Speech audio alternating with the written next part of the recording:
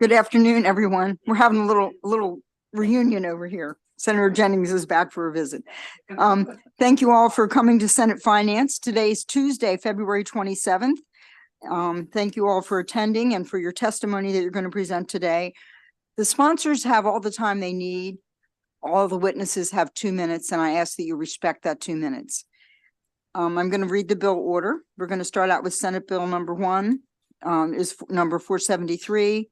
Then Senate Bill 816, Senate Bill 457, Senate Bill 634, Senate Bill 746, Senate Bill 1005, Senate Bill 764, Senate Bill 765, Senate Bill 781, Senate Bill 804, Senate Bill 795, and Senate Bill 830. That's 12 bills.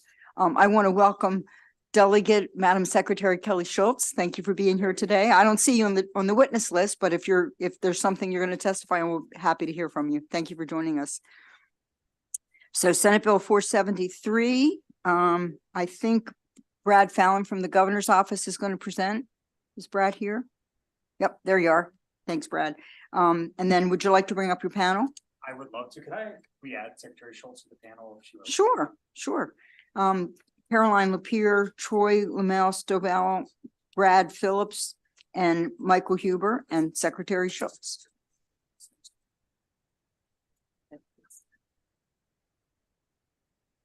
Should be exactly enough seats.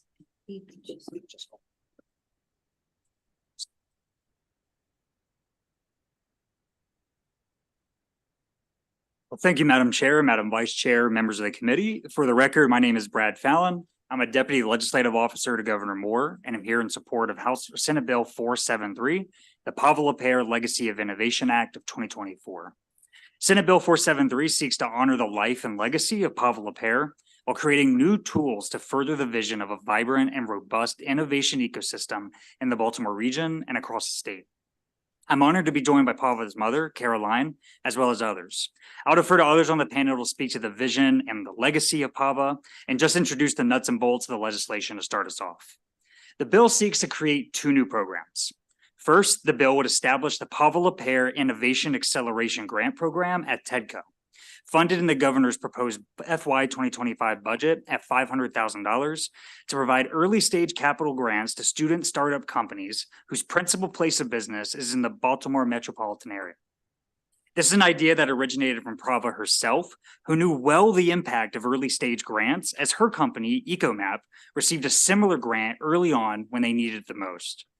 Maryland is home to a score of world-class research institutions and activity, but we often fail to transfer that research and development into commercialization that benefits the Maryland economy and presents opportunities for Marylanders. In fact, according to the National Science Foundation, Maryland ranks first in the nation in academic research and development spending per capita. However, Maryland performs significantly below the national average when it comes to patents awarded per 1,000 individuals in science and engineering occupations. This shows that we're doing research and development in the state, but we're not commercializing those products. This is in part because Maryland lacks a true innovation ecosystem, and this effort seeks to address this. The second program proposed in the bill is the Baltimore Innovation Initiative Pilot Program, also housed at TEDCO. This pilot program will build on the successes of the Maryland Innovation Initiative, which provides early stage capital and wraparound services for research technology commercialization at 5 Maryland academic institutions currently. The BII would expand the support services to innovations as opposed to only institution-sponsored research tied to 2- and 4-year public and private higher education institutions, including community colleges in the Baltimore metro area. Lastly, the bill seeks to offset half of the cost for the program by repealing the $1 million mandated appropriation for the Business Telework Assistance Grant Program, which is used to help businesses pay for software such as Zoom. This keeps the fund there for appropriations, but we think this is a better use of economic development dollars in the meantime. The investments in the bill further Pavel's vision, bolster efforts to create an innovation ecosystem, and support the Baltimore Tech Hub designation. As a shout out, the Greater Baltimore Committee will submit an application to the Federal Economic Development Administration for $70 million on Thursday, and these programs will be claimed as proposed commitments for the state to support that effort. With that, I'll turn it over to Pavel's mother, Caroline Lapierre. Thank you. And thank you, Chair Beidel, Vice Chair Fossmeyer, and all the members of the Finance Committee. Thank you for giving me this opportunity to provide testimony today.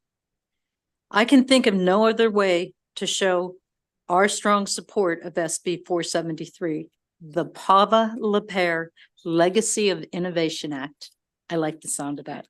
But in Pava's own words, I'll share with you why I am so excited. Pava was very goal-driven. She believed greatly in Baltimore and in helping others create new, exciting, and equitable business ventures through entrepreneurship. So with your permission, I'll read to you what she had written in one of her many journals. What I love about Baltimore. I love Baltimore because I love its entrepreneurs. I love the fact that our entrepreneurs have learned how to thrive despite often difficult circumstances. I love that people have built tech companies here despite the lack of capital, and that the squeegee boys have created economic opportunity for themselves when none was provided to them. I love that artists make music and paint murals in neighborhoods that most people choose to ignore. I love that nonprofits and community groups have dedicated themselves to solving problems that so many people declare unsolvable. I love the informal street markets as much as I love the small business storefronts that line our streets. I love Baltimore because, despite all of our challenges, our entrepreneurs have risen to meet them and will continue to do so as long as this great city stands. She was born in Tucson, Arizona, by the way. This is her adopted city, but all the soul opportunity. During her senior year at Hopkins, Pava gave a TED Talk on campus and stated, you know, sometimes the only qualification you have to build something is the fact that you are the one willing to build it. Well, those of you who knew Pava understand that she'll be watching us very closely. So let's do this together. In May of 2021, EcoMap Technologies, a company that Pava co-founded with Sherrod Davis, they won the Biscotti Foundation Prize for Student Entrepreneurship. This grant was designed specifically for a student from Hopkins involved with Fast Forward U, whose company was generating revenue and planned on staying in Baltimore. EcoMap qualified. Now, I was told by a close friend of Pava's, who was also involved with the company, that this timely grant enabled EcoMap to make its payroll. I heard the conversations Pava had with her father about, how am I going to make payroll? That was one of her big worries. I wanted her to get through college. She managed to do both quite well.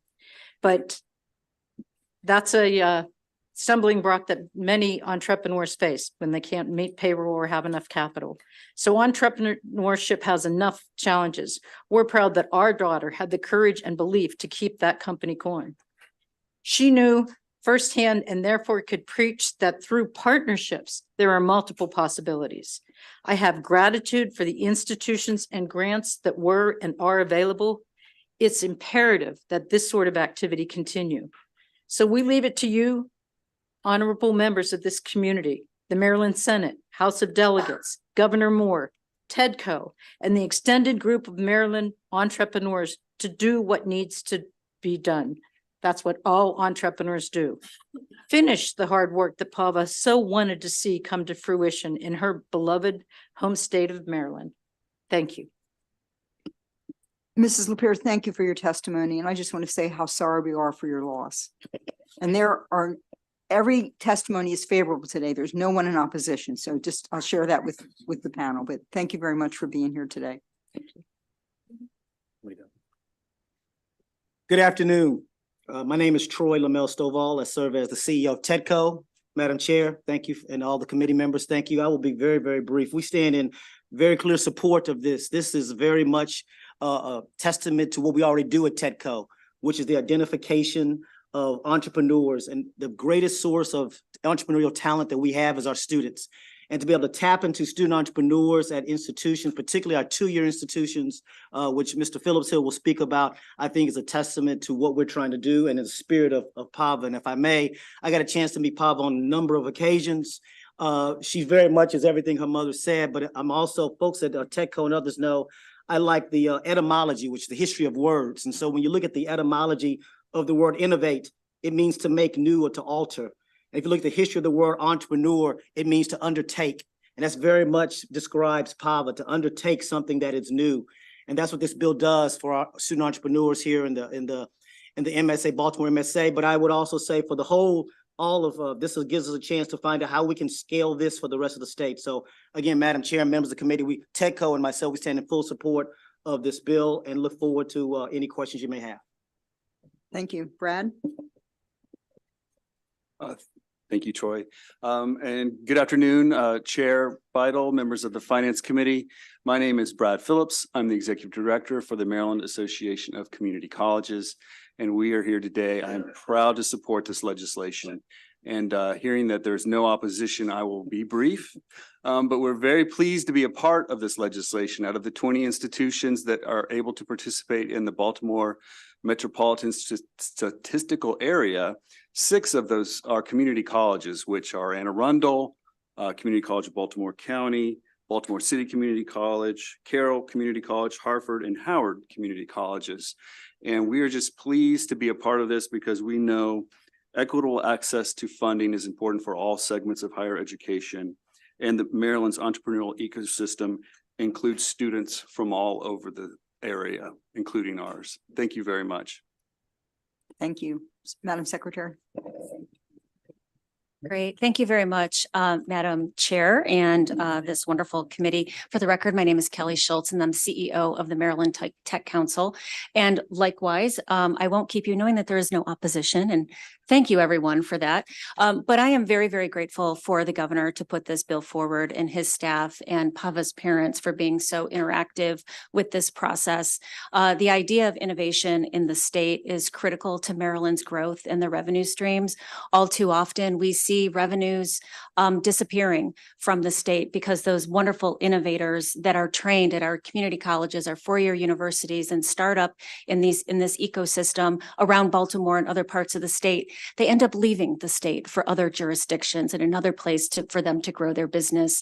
Like PAVA was able to receive funding and revenue so that she could stay and grow and love the city that became her home. We should do that for other entrepreneurs and innovators all across the state and in Baltimore. So we at the Maryland Tech Council wholeheartedly support this legislation for the future of Maryland as well. So thank you very much. Thank you. And Michael? Madam Chair, members of the committee, Michael Huber, Director of Maryland Government Affairs with Johns Hopkins University in Medicine. We urge a favorable report on this bill. We are very proud of the work that we do, kind of in some instances leading the world in research and development. And we've been undertaking efforts over the last decade or so to be more intentional about translating that research to have a real benefit for the communities surrounding our campuses in the city and for the state as a whole. We're proud of the work that we've done, but there's a lot more that we can do. And someone that recognized that and communicated that very directly was PAVA LaPere. And she pushed the institution to do more to support graduates of the institution who wanted to found companies. We took her recommendations to heart and adopted them, and now stand in support of this bill, which takes some of those same lessons and some of the same messages that PAVA has been delivering for a long time. And so you've heard the merits of the bill. There's a little more that I could state that you haven't already heard. So I'll just reiterate that we are in support of this bill and urge a favorable report. Thank you, Madam Chair. Thank you. Do I have any questions for this panel? Senator Ellis? Yeah, thank you, Madam Chair. And thank you so much, everyone, for this bill. I love great bills, great ideas, and sorry for your loss.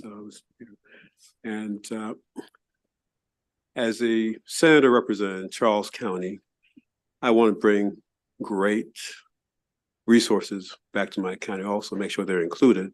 So I heard like statewide reference to this bill, but when I look at the list, I don't see the College of Southern Maryland. So what's the rationale? I know Brad, if you could answer for Thank you not for that including, make it a true statewide and at least put my College of Southern Maryland on that list. No, I appreciate the question, Senator, and thank you. The reason for the geographic targeting of the bill is because the state is competing for $70 million, really a share of $10 billion from the Economic Development Administration through the Tech Hub designation program. In that process, the Greater Baltimore Committee, the organization leading that effort, needs to show that there are commitments being invested specifically in that MSA that can be counted towards leverage when the EDA assesses that. They'll apply on Thursday. This allows this bill to count as part of the state's match specifically for that program. It is $2 million here in the bill a year that is built in. That's able to count for $6 million. It helps our competitiveness overall. We absolutely need to build this statewide. But something I would point out is that both with the EDA's processes and just the way that every business operates in the state, there can be What's the EDA firms, process? the Economic Development Association, Okay. the way that they're assessing these grants, the applications for these grants. Really, we are such a small state, but we think of ourselves as broken up into 24 jurisdictions. Businesses don't necessarily, right? Particularly that are churning out this high skilled workforce. So we have folks participating in this effort from Montgomery County, from Prince George's County. I would not be surprised at all if we have some folks from Charles County in this. So this is being targeted really because of the way the EDA sees this process, but the overall intention is for this to have impact statewide. May I also add to that? This is part of, this is the Baltimore Innovation Initiative. It's part of the Maryland Innovation Initiative, or MII. Just real quick, for those that don't know, MII is focused on the 5 research institutions here in the state. So that being Hopkins, College Park, UMB, UMBC, and Morgan State. We all know that innovation doesn't stop at those 5 institutions. And so through support from you all from the last 2 years, we've been doing a pilot at Bowie State and Frostburg to understand how we can take that innovation to other parts of the state. And so this BII is actually an extension of that pilot. So the thinking is, what can we learn from what we do in the Baltimore Innovation to extend this and build out Maryland Innovation District version 2 that's focused on both our comprehensive and our 2-year institution. Yeah. So to come is the answer to the question. So thank you so much for giving me a detailed answer to the why. I appreciate your preparedness. And thank you, Madam Chair. Thank you. And Senator Hayes. Thank you, Madam Chair. Just to follow up on Senator Ellis, I guess my question was about the MSA. And is it your testimony that the federal government is requiring that we use MSAs, but is there any other measures that were available to us to identify as a geographic area, or was it specific to the MSA? Go ahead. So that's defined, but that's a Census Bureau definition. But to this, we actually added Cecil County because Cecil is not part of the traditional, and actually technically it's the Baltimore-Columbia Towson MSA. That's the MSA, that's the technical definition that the EDA is using in this grant. They allowed us to add Cecil into this as well. So you weren't confined to just the. No, but we had to stay within that kind of footprint. We had to stay within that footprint. In the MSA, you couldn't use like geographic boundaries of a county. No, sir. Anything like that. No, It had to sir. be MSA. No, Gotcha. sir. Okay. No, All right. sir. No, The sir. other question is, I know, so there's a lot of emphasis on institutions that have research capabilities. I know at least in Baltimore specifically, there's only one HBCU that have research capabilities. Where does that leave other HBCUs, Coppin in particular, that may be in that Baltimore area, and how would they be able to participate in this initiative? So again, they're going to be part of this. So the Coppins, the Coppins of the world will be a part of this, and we've talked to President Jenkins about this. So we anticipate, and again, If they pay the $50,000. yes, sir. And again, I think it says up to, right? Is it up to? That's an amendment coming in Yeah, on the House side. So we're Yeah, working. bill says $50,000. Yeah, I know. And so we're working through the amendment to hopefully change, because I know you and I have talked about that Yep. piece of it. So I appreciate your question. So yes, it is the Maryland Innovation Initiative model, the MII model is a pay to play model. And so you pay to participate in it. And so we're borrowing those elements of that into this. still working with the governor's office to make sure it's one that we can expand as much as possible the participation of this. And so it's not restricted specifically to those institutions that have the research kind of designation. Absolutely correct. Gotcha. Because we're going after the 2 years, because we want the 2-year institutions to participate as well, Senator. Gotcha. But I thought is there two different lines of funding for this? There's one for the 4-year institution, one for the 2-year institution, or it's all the same pot? The Baltimore Innovation Initiative has one bucket of money that Mr. Fallon just talked about. And within that, we're opening it up to all 2- and 4-year institutions in the MSA. Gotcha. Thank you, Madam Chair. Yeah. Do I have any other questions for this panel? Thank you very much for your testimony. We have one more witness, Reza Jafari.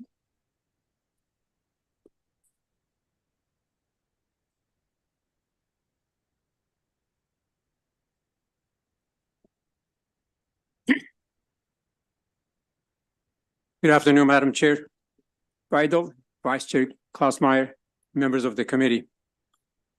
For the record, my name is Reza Jafari, a former group executive of Hewlett-Packard, HP, and currently I'm testifying on behalf of Maryland Economic Council, as you know, created by the executive order of the Governor Moore in support of SB 473, the Public Repair Innovation Act. That, as you mentioned, Madam Chair, there is no opposition for this. I'll try to make my comments and testimony as brief and as pointed as possible. For those of you who are not quite familiar with the Maryland Economic Council, it was created in 2023. The state's economic climate and provide recommendations to the governor to improve Maryland's economic competitiveness, diversify our workforce, and ensure the efficient usage of our state assets. Now, what is my reason or our reason for supporting this bill? Our research identifies the tech sector, and in particular, innovation and entrepreneurship, as the highest growth rate area and the most influential, impactful engine with significant job creation and economic impact. For each job created in the software, technology, life sciences industries, 5 more jobs are directly added to the local economy. Venture-backed businesses also grow rapidly, creating jobs 8 times faster than other firms.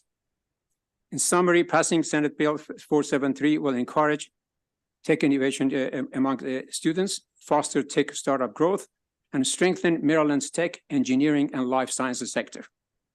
And again, as you mentioned, Madam Chair, for this reason, I respectfully request and appreciate the favorable report on Senate Bill 473 on behalf of Maryland Economic Council. Thank you, Mr. Jafari. Do I have any questions for this witness? Thank you very much. Thank you. That ends the testimony for Senate Bill 473. Our next bill is Senate Bill, is Senator Hester here? Okay. Our next bill is Senate Bill 816, Senator Hester. Senator, do you have a panel? I have a 1-person panel. And that is Troy. Okay, Yes. thank you.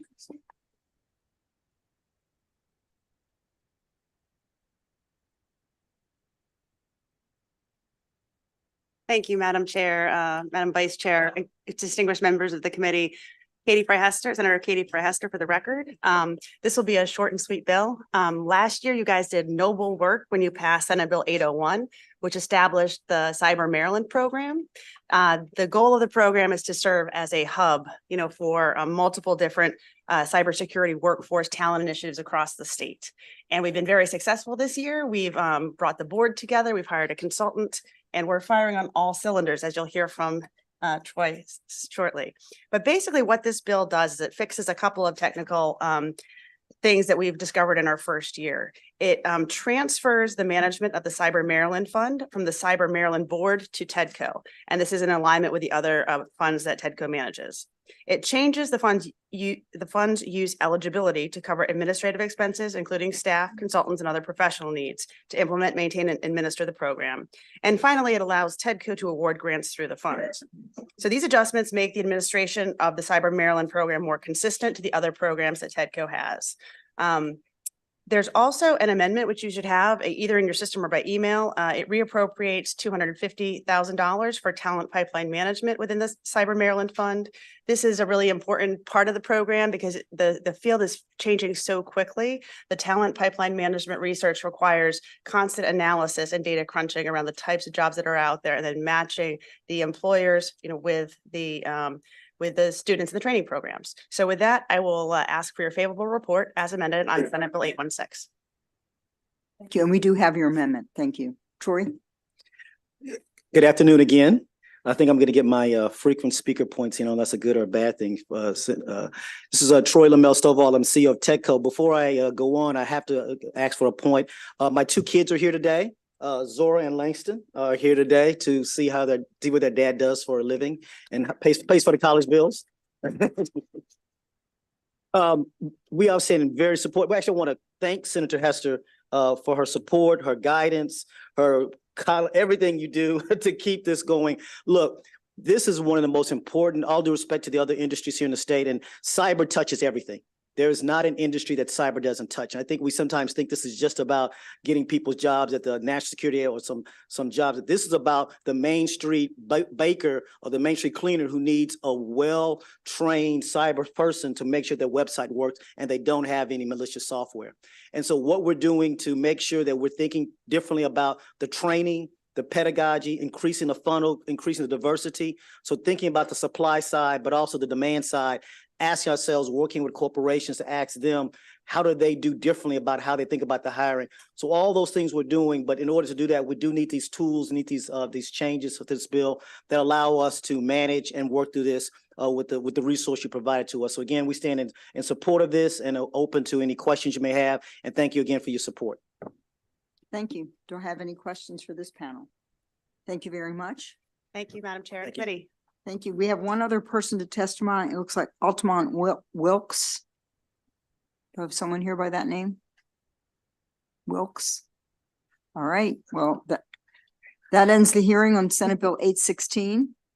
Thank you very much. We're going to go a little out of order, I think. We have Senator Jennings waiting to get back to committee, and he's presenting Bill number 746. I just don't know if your witnesses are here. Matt Boley and Robert Deford, are you here? Matt's here. Okay. Senator Jennings. On a different bill, the wine grant fund bill with Senator Gazone. Well, Oh, okay. I'm sorry. Senator Jennings is going to present Senator Gazone, and we want to get him back to committee so he can work on the budget. That's right, Madam. We'll take chair. Yeah, you're going to go.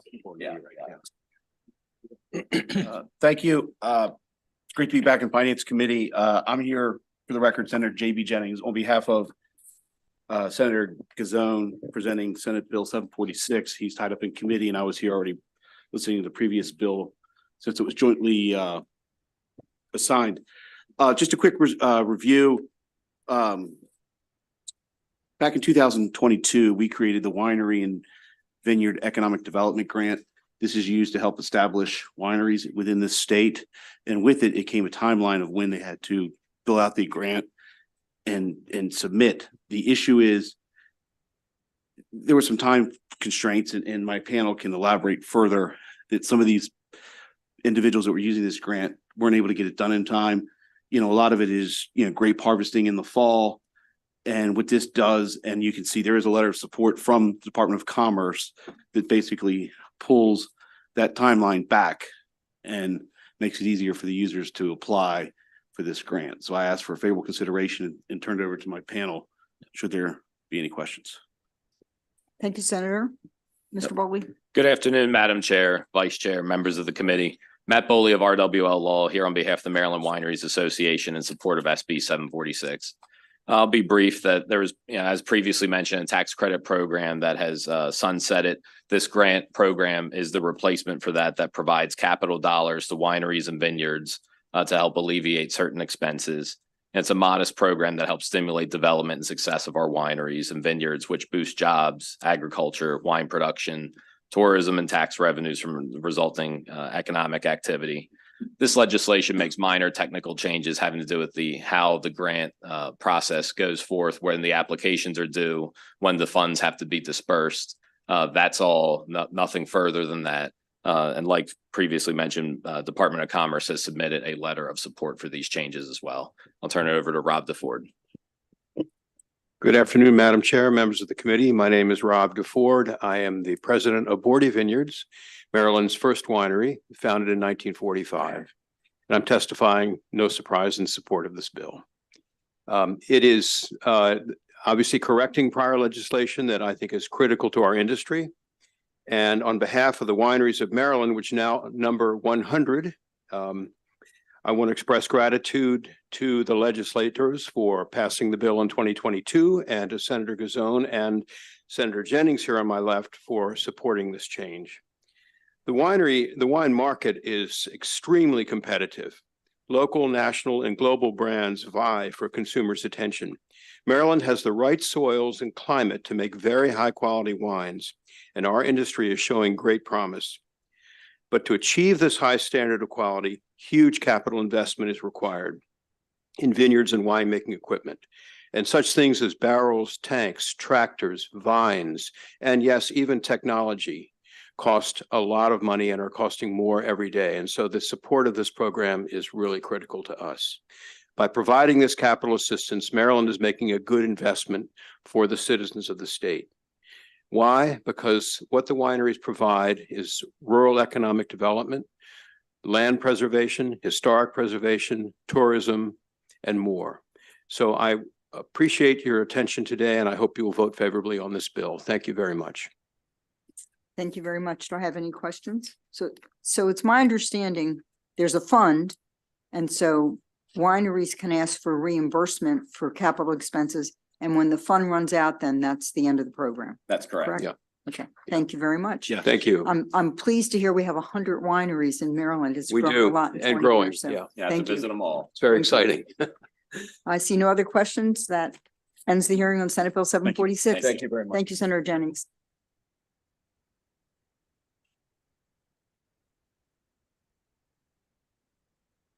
Okay, next we will hear Senate Bill 457, Maryland Technology Development Corporation, Equitech Growth Fund. We have Senator Washington and Troy again. Busy day for you. I see you on more bills after this. Thank you. Good to see you, brother. Thank you, Madam Chair, members of the committee. For the record, Senator Alonzo Washington here to present on Senate Bill 457. Very simple bill. This bill allows TechCo Equity Growth Fund to pay for its administrative costs with the money granted to the fund in addition to its grants for private businesses. Without the alteration to allow administrative expenses to come out of the Equitech Growth Fund, TechCo would have to take on substantial burden in dispersing the fund. Given TechCo's long-standing history and record of boosting Maryland's economy through the creation of a stronger workforce and technology infrastructure, I strongly urge the committee to adopt this alteration to ensure that TechCo can continue on its pathway of success. I respectfully request a favorable committee report on SB 457. Thank you. Again, Troy Lamel Stovall, CEO of TechCo, and my kids actually continue to stay, so that's a good sign.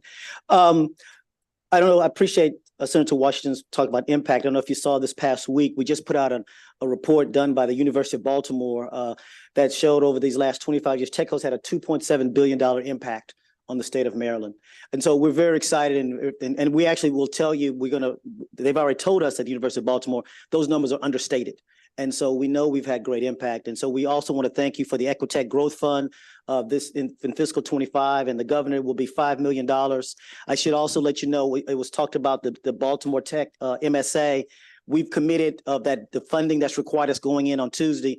Half of that, $2.5 million of that, we've committed towards the MSA for certain activities in support of that application.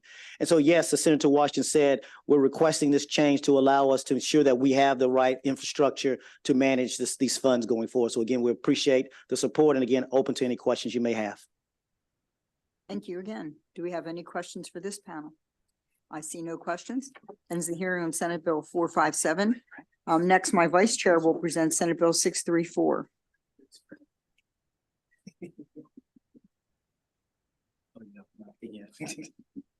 Forgot, I'm back again.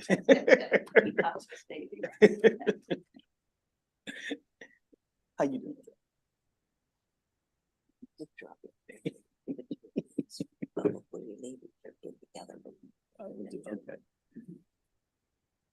Whoop. Yep, yeah, you got it. Yeah. I was trying to hold it out for you. No, I thought you were gonna sit there. Oh, hold it out Haste for you. makes waste. Yeah, yeah. Senate Bill 633, 634, Maryland Technology Development Corporation Authority. Thank you, Chair Bidle and fellow members of the Senate Finance Committee for the opportunity to present Senate Bill 634. This is a straightforward bill that simply provides clarification in the existing TEDCO statute to explicitly authorize TEDCO to provide administrative support and services to entities they are directly affiliated with and receive compensation for doing so. Current law allows for TEDCO to create, own, control, or be a member of a corporation, limited liability company, partnership, or other entity. However, the statute is unclear on TEDCO's authority to provide administrative support to the newly formed entity and on whether TEDCO can be reimbursed for any administrative support costs. Senate Bill 634 would clarify this existing law by explicitly authorizing TEDCO to enter into a written agreement to provide administrative support services and receive compensation for doing so. On my sponsor panel today, I have TEDCO's CEO, Troy Stovall, who can go into more detail on the need for this legislation and help answer any questions. And thank you. And I ask for a favorable report. Troy Lamel Stovall, CEO of TEDCO. Thank you, Senator Klausmeyer. Yes, again, this is very straightforward. TEDCO has always had the ability, our original statute allowed us to set up entities, but wasn't clear as we become more trying to identify revenue sources and do different programming, how that relationship worked. And so our lawyers believe that this was and the lawyers with the OAG, that this was a clarifying statute that was required. And just to give you an example of the challenge that we've had by not having this clarity, this past year, we set up the Institute for Women Excellence with our 4 HBCUs. They are part of the board of this. So we set up a 501. We actually received over $400,000 from an earmark through the federal government, and that money is into this 501. And as we were setting it up, it wasn't clear on how the administrative support was going to work and how the TEDCO could help manage that. And so that created the need for this specific legislative. So this gives us that clarity that the lawyers are saying that we need, and for us to do the mission that you set for us to do. So again, we are in full support of this and ask for your support of it. Again, I'm here to answer any questions, and I think, Madam Chair, this might be my last time talking. Well, it's been a pleasure to have you here today. Madam Right. Chair, may Yes. I ask just a quick favor and let his children come up? We get a quick picture from up that way. If that's what you'd like to do. I would like to do that because I think it's nice for them. So come up here. And, okay, Madam Chair, can you take the picture? Hey, anybody that sat up here for 4 bills in a row deserves that. There you go, right there. All right, everybody look. Thank you. Thank you. I'll send it to you. Thank Thank you. you. Nice to meet you. That ends the hearing on Senate Bill 634. I don't see any questions. Thank you. That was I great. thought you were coming down on me. Who's on? Yeah, he's the alpha. Yep, he's an alpha too. Senator Hayes, you're next on Senate Bill 1005. We made it to the 1000s.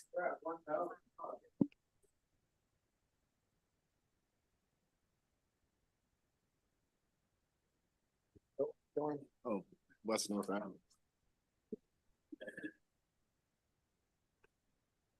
Good afternoon, Madam Chair, colleagues on Senate Finance. Excuse me, Antonio Hayes for the record, representing 40th District in Baltimore City. Senate Bill 1005 should be no stranger to this committee. In 2021, with the help of Senate Finance and unanimously with both the House and the Senate, we created the West North Avenue Development Authority. West North Avenue Development Authority is a hyper-local quasi-state agency that addresses several elements of the community, whether it be residential, transportation, housing, as well as business and economic development. As the Development Authority has matured over the last couple of years, there's been several lessons learned and working with looking at best examples of other state agencies, especially those which are independent and quasi-state agencies. We come to you today with several alterations to make the bill, to strengthen the bill, to provide greater impact on the communities in which it is served. So West North Avenue, the boundaries and the attention and focus is really in the West North Avenue corridor, which is pillared by both Coppin State University, a state institution, as well as Maryland Institute of College Arts. And so with that, Senate colleagues, I urge a favorable report for Senate Bill 1005. Joining me today, Madam Chair, is the Executive Director of the West North Avenue Development Authority, Mr. Chad Williams. Good afternoon. Chad Williams, Executive Director of the West North Avenue Development Authority. Chair, Vice Chair, Senator Hayes, and other members of the committee. The Maryland General Assembly established the West North Avenue Development Authority on October 1st, 2021 to create a comprehensive plan for housing, economic, transportation, and neighborhood development between the 600 to 3200 block of West North Avenue, defined as the target area, and 250 yards surrounding the target area, defined as the buffer zone. On November 10th, 2022, the Office of the Maryland Attorney General further clarified the intent of the General Assembly and articulated the following legislative mission for the authority. One, to create stakeholders to come together on one plan, serve as a clearinghouse for resource centers to promote coordinating communication and development along West North Avenue, ensure that money was spent efficiently and effectively and the development was happening in an appropriate way, provide advisory services to the state and city on planning and development for West North Avenue, initiate and fund development projects, and then operate within the appropriated funding structure of the state government within the office of the governor. The letter further went on to state that the authority serves as a public purpose. Its function is to promote the revitalization of a neighborhood, both for the benefit of neighborhood's residents and the general purpose of economic development. The General Assembly also intended to benefit Coppin State University, indicated that both by making the president of Coppin State the authority chair and by establishing a target area centered around Coppin State University. The alterations in this Economic Development Act actually come down to three things. It defines the terms such as the authority's board in West North Avenue corridor, identify the authority as a body of politics, and make certain legislative findings about the West North Avenue corridor. It also describes the legislative purpose and duties of the authority. Therefore, I ask for a favorable report out on this bill, and I'm here to answer any questions. Thank you, Mr. Williams. Do I have any questions for this panel? I see no questions. That ends the hearing on Senate Bill 746. And Senator, ends the hearing on Senate Bill 1005. And Senator, if you'll stay in your seat, you have Senate Bill 764. 764, great. All right. So we have, do you have a I panel? believe so. There's someone here from the Maryland Arts Council. Come on up, guys. Hey, how's it going? Thank you so much for joining us. Of course. Good afternoon, Madam Chair. I tell you, this guy. Good afternoon, Madam Chair, members of the Senate Finance Committee, Antonio Hayes, representing the 40th Legislative District in Baltimore City. Madam colleagues, so in the 40th District, I probably represent anywhere from 85 to 90% of the culture and arts institutions that we have in Baltimore City. I represent the Baltimore Museum of Art, Walters Art Gallery, Center Stage, Everyman's Theater, Maryland Institute of College Arts, Baltimore School for the Arts, the BSO Center, the Lyric, you name it, for its cultural and arts institutions. And so, with all of these institutions, they add to the vibrancy of city living and especially here to the state of Maryland. They attract spectators from all over the region and all over the country in some cases.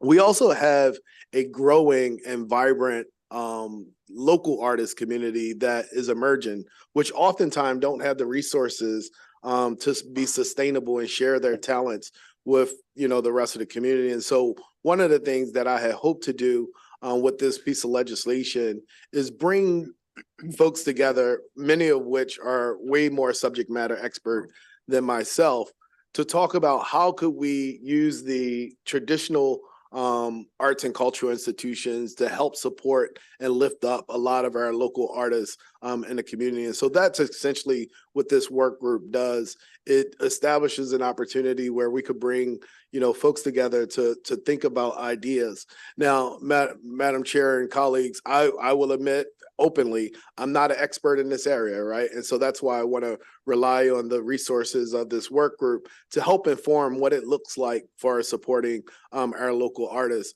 I believe, excuse me, the Maryland Arts Council, as well as others, may have some amendments. Before we come to a voting session, we will come to conclusion on what those amendments are and what expansions we should make to this work group. But I think this is a very valuable effort to not only support, you know, our longstanding historic institutions as it relates to the culture and arts, but also uplift our local artists. And with that, colleagues, I would urge for a favorable report for Senate Bill 760. Which one? 764. Thank you, Senator. Good afternoon, Chair Beidle, Vice Chair Klausmeyer, and committee members. For the record, my name is Stephen Scarrett Davis, and I serve as the Executive Director of the Maryland State Arts Council, part of the Department of Commerce in the Division of Tourism, Film, and the Arts. I'm here today on behalf of the department and the council in support of Senate Bill 764 to establish an arts incubator work group. I'd like to thank Senator Hayes for introducing this bill and recognizing the importance of Maryland's arts sector to the vibrancy and health of our state. The arts are a vital economic driver for Maryland, with the arts and culture production contributing $12.3 billion to the state's economy. The arts create jobs, attract visitors and visitor spending, improve health outcomes, improve educational outcomes, help us interpret our shared history, and support us to build understanding within and across communities in our state. For these reasons, and with the third largest public per capita investment in the arts in the country, the Maryland State Arts Council supports around 350 arts organizations, small and large, and hundreds of artists in every jurisdiction and every legislative district in Maryland. In our work throughout the state, we routinely hear the same concerns in suburban, urban, and rural areas that the availability and affordability of rehearsal, performance, studio, and exhibition space, as well as the fees that arts organizations are able to pay artists for engagements, do not adequately support artists to live and work in Maryland. And artists are central to a healthy art sector. Even with Maryland's robust public investment, the continually rising operational costs of arts organizations and the organization's revenue models require them to pass along costs to artists in what they charge for space rental and what they can pay in artist fees. The Maryland State Arts Council welcomes the opportunity to staff a work group that will provide space to research the issue with a goal of uncovering funding and operational models that could inform Maryland-specific solutions and allow our state to continue to lead the nation in our support for the arts and artists. We respectfully ask for the committee's favorable report on this bill. Thank you, and I'm happy to answer questions. Thank you very much. I don't see any questions for this panel. Oh, Senator Klausmeyer has one. Yeah, hi. I have in my district a Holt Park for Center for the Arts, and I am trying to get it off the ground. And maybe I'm just who is going to be on your panel, Senator? No, so there's because I was sorry. just trying to look it up and I Yeah, so if you look on page 1 and 2 of the legislation, there's individuals appointed by both presiding officers. There's several members that's appointed by the governor, including 2 artists, 1 artist with who is an arts educator, 1 representative of a arts entity that accommodates no less than 50, but no more than 250 people or whatever. And so it's spelled out in the bill, but Madam Vice Chair, as I spoke to earlier, there are other expertise that probably need to be included. I'm relying on the input of the Maryland Arts Council as well as others. If you see that that this work group can benefit from another category that's not included, please share that with me. We want the best result possible to come out of this. I'm sure I could give somebody that could benefit, but whatever, I'm just looking for a pathway to get more of the arts in my Park. I'm happy to follow up with you about that, I would and like to follow up. we're with aware you. of those efforts, and I'm happy to follow up Yes, with you. on it. because I kept relying on the neighborhood or people in the neighborhood, and I just have not gotten anywhere. They say, yeah, we really want it, and then poof, they're gone. So. That's why we're So, here. and So I will follow up with you. wonderful. Cool. Thank Senator, you. Senator Hayes, I'm really jealous. You have all these great, I don't have any art in my district. I have airports and jobs and NSA. I have no art, but maybe you Come can on work down, on that come on too. down. It's really amazing. But it's really amazing how many arts institutions you have in your district. You're Yes, very ma'am. fortunate. So thank you. Thank you. I don't see any other questions for this panel. We're going to call up a few more supporters. Yep. Nicholas Cohen, Altamont Wilkes, John Schratzweiser, and Suzanne Jenkins. Come on up, guys. I'm gonna move down so you guys can have a take. There's a panel, so it should be, do you have Greta and Camille on here for that? Joining me? For the record? Signed up are Nicholas, Altamont, John, and Suzanne. That's the only 4 people I've signed up. Oh, sorry, because I did this on, maybe it's my clerical error. I have the wrong, it should be myself, Nicholas Cohen, then I have 2 others. Can they state that for the record? Who are Madam you, Chair? who are your 2 others? So if you guys want to announce for the record, you can give it to. I'm Camille Kashaka from Motor House in Baltimore City. My name is Greta Chapin McGill. I'm a working practicing artist here in the state of Maryland. And who else is here? Altamont Mark Wilkes. Okay, I do have you, Mr. Wilkes. Are John or Suzanne here? Okay. Typically, we don't allow people that haven't signed up, but because 2 people didn't show up, if you can just be brief, we're happy to hear from you. Absolutely. Thank you, Madam Chair. Madam Chair, Madam Vice Chair, honorable members of the committee, my name is Nicholas Cohen and as the Executive Director of Maryland Citizens for the Arts. I'm here today to ask the committee support for Senate Bill 764, a bill to form the Arts Incubator Work Group. I would also like to thank Senator Hayes for his commitment to Maryland artists and for filing this bill, and to the Maryland State Arts Council for their great work. Maryland's artists embody our town's essence and our community's spirit. They number in the thousands and provide incredible benefits to our state. Their work sparks inspiration, bolsters local economies, and draws tourism, contributing significantly to our state's financial well-being through taxes and additional revenue. A recent creative industry report by Dun & Bradstreet stated that Maryland artists represent a significant portion of the arts sector, and that almost 20,000 artists participate in the workforce in the Maryland economy. However, artists navigate a challenging financial landscape intensified by economic headwinds and rising expenses. Their unique fiscal burdens, from securing materials and venue space to facing erratic income streams, necessitate stronger support systems, including grants, subsidies, and fair opportunities that recognize their contributions and alleviate the economic hardships. We must construct an infrastructure tailored to their varied needs, encompassing financial support, proper access to spaces, and business development. Artists are the bedrock of our community and catalysts for economic growth. As innovators and entrepreneurs, they ignite the creative economy and help foster thriving, diverse, and resilient communities. Senate Bill 764 aims to establish a work group to examine and address some of these issues. It has the potential to guide our state toward proactive investment in their prosperity and success of the remarkable artists we have in this state. With that said, I urge this committee to produce a favorable report for Senate Bill 764. Thank you.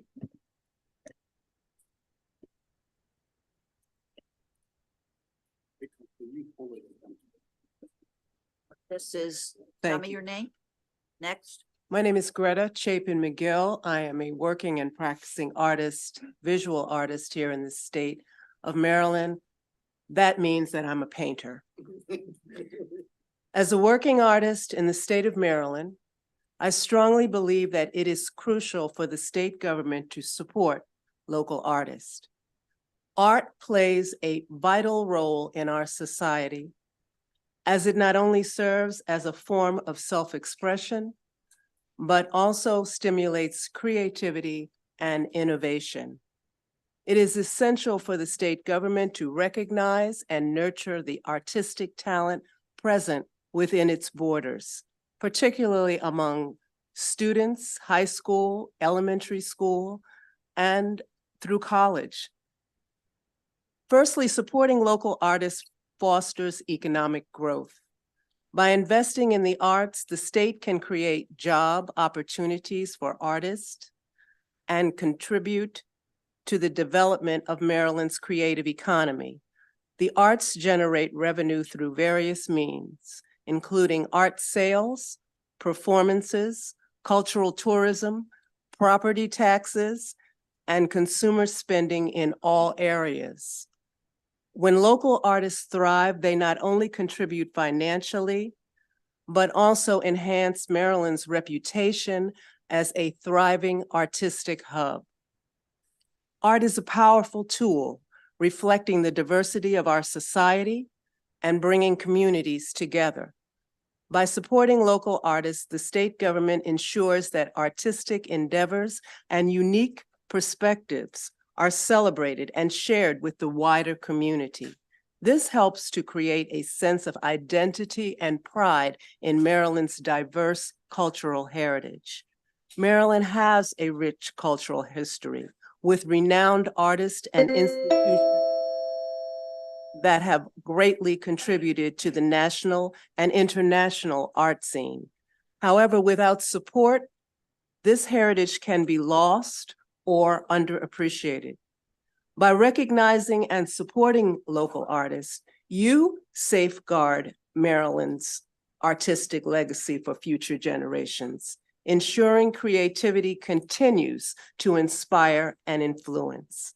In conclusion, artistic creativity is not a fringe talent or skill. It is a key ingredient for the growth, evolution, and advancement of our society at large. To discuss artists' creativity and the act of creation isolated from the realities in which we exist would be novel. Creativity requires humans. Wrap it up, please. Yeah, just finish what you. By investing in Maryland artists, you can create an environment where artists such as myself can thrive and contribute to the overall prosperity and well-being of Maryland's communities. Honorable members of the committee, thank you for your kind attention. I hope you will wholeheartedly support this bill, the Arts Incubator Workshop. Okay, I appreciated everything you had to say. I just hated to stop you, but thank you for your comments. Thank you. I'll be quick because my colleagues have spoken so eloquently. Thank you so much for your consideration of Senate Bill 764. State your name. Oh, I am Camille Kashaka, the Executive Director of Motor House. This legislation establishes funding that will support the strong pay of artists by arts venues. Motor House is one such venue. We pay every artist who does work within our artistic season, and we struggle to find sustainable funding, but we're one of a few venues where artists can consistently find work. We represent the emerging artist community, many of whom, truth be told, should be further along in their careers. They find themselves plateaued because arts venues around our city and throughout Maryland are unable to pay artists enough to allow them to work within their practice full time. There are several intersecting factors that cause these challenges. Arts venues are underfunded, artists have to pay bills, arts venues have to prioritize spending on artists versus marketing, versus rent, versus utilities, versus staff, versus repairs, versus equipment upgrades, versus everything. Artists face similar financial burdens, but they're so often at the bottom of the list of financial priorities. When a venue has to pay, oh, I've lost my place. When a venue has to pay tens of thousands of dollars monthly on overhead costs before they even approach programming, something is wrong. This legislation will help the sector uncover what is wrong and find real-world solutions. Without this funding, our state's artistic community is in grave jeopardy. This is not hyperbole. Every day, artists are leaving Baltimore for more financially supportive communities around the country. We suffer not only brain drain, but continued blight and disinvestment, which impacts everyone in our communities, not just artists. For these reasons, I ask for a favorable report on Senate Bill 764. Thank you. And sir, you're next, and your name is? Altamont Mark Wilkes. Okay, thank you. And thank you for having me. I am going to speak from my experience as a child that struggled to read. And my father seeing that I was struggling to read in school, gave me comic books because I can draw. And he saw the correlation that comic books would force me to read because I would have to make out the words that the characters were saying in the comic books. Even to this day, I still love comics. I want to give back to the children of not only my district. I'm a business owner with 2 facilities, one in downtown Hagerstown and one in downtown Frederick. And I'd like to turn both facilities into an art space for children to learn how to read through the arts. Because what we've seen, especially post-pandemic, is that there's a need for literacy, not only literacy as far as reading, but also comprehension when it comes to education. So we can use art to not only strengthen what we see as a deficiency in most educational platforms now, we can add that A to STEM and make it STEAM so that we can move on ahead like an express train and get these children back on track. I'd like to become the pilot program, if possible, for this legislation. I will donate at no cost my 2 facilities in downtown Hagerstown and downtown Frederick.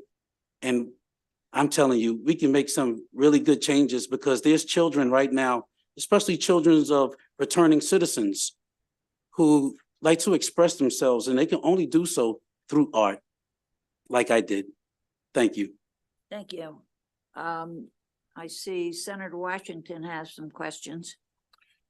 Thank you, Madam Chair, and thank you, Senator, for bringing this bill. The question is, you have so many arts. I have an arts district in my district, arts and entertainment district in my district. And so we were the first in the state.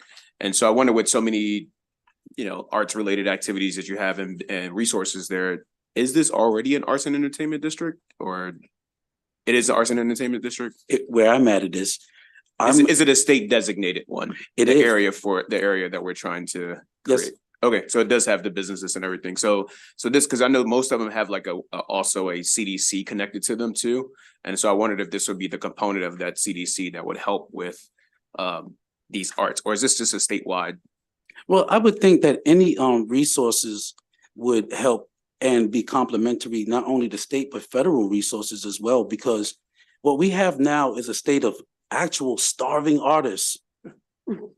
Like really, it's so hard to make a living, making a living at your 9 to 5. Imagine with your art in an environment of inflation where people have to choose between eating and art. So we want to make it something complementary, not only to communities, but also to existing programs. Thank you. Any other questions? And with that, thank you very much. I think that ends that Senate Bill 764. And I look forward to seeing wonderful things. Senator Hayes, Yes, ma'am. Senate Bill 765 now. Yes, ma'am. Thank you so much, Madam Vice Chair. I thought I have a panel here for Senate Bill 765. Yeah, come on up. Okay. It doesn't say who's on the panel in my testimony, but.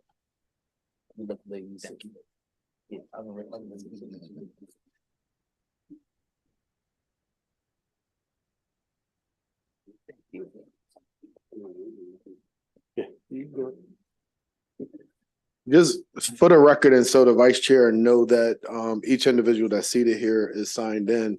Just want to have you guys quickly give your name so she could check our list to make sure you've signed in to testify. Okay. Mkawasim Charo Hall. Okay. Colby Smith. Okay. Kristen Pierce with Our Daily Delights Food Services. Okay. Kendrick Tillman, Greater Baltimore Black Chamber of Commerce.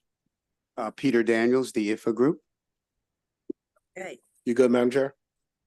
Okay, so we have 1, 2, 3, 4, 5.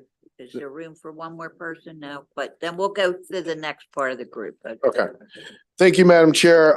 Good afternoon, Senator Antonio Hayes from the 40th Legislative District of Baltimore City. For the record, here to introduce Senate Bill 765.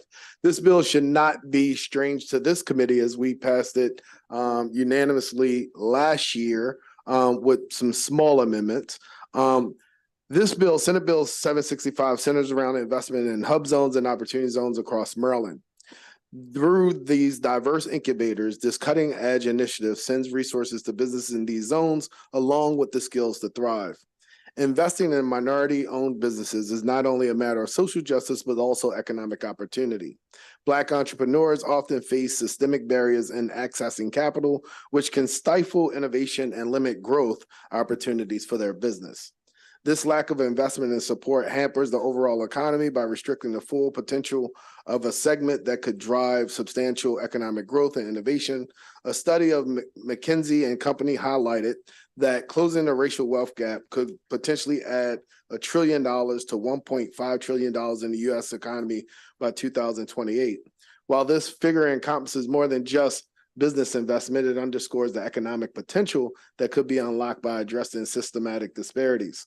Furthermore, investing in minority-owned businesses can stimulate job creation, especially in those same communities. Businesses from Prince George's County to Baltimore, from Frederick to the Eastern Shore can benefit from this bill. This in turn can lead to increased economic activity and stability in these areas, contributing to the overall health of Maryland's economy. The multiplier effect of investing in underrepresented entrepreneurs can have far-reaching implications for economic development and social equity. The Business Diversity Incubator Bill is an action that will move Maryland towards its further goals. Colleagues, earlier this afternoon and last year, we heard testimony in reference to Equitech and other incubator systems that help support many of our colleges and universities here in the state and many of our larger institutions. This Diversity Incubator Bill essentially lift up the grassroots entrepreneurs that are on the ground every day that's driving Maryland's economy. And so with that, colleagues, I thank you for your attention and I urge a favorable report on Senate Bill 765.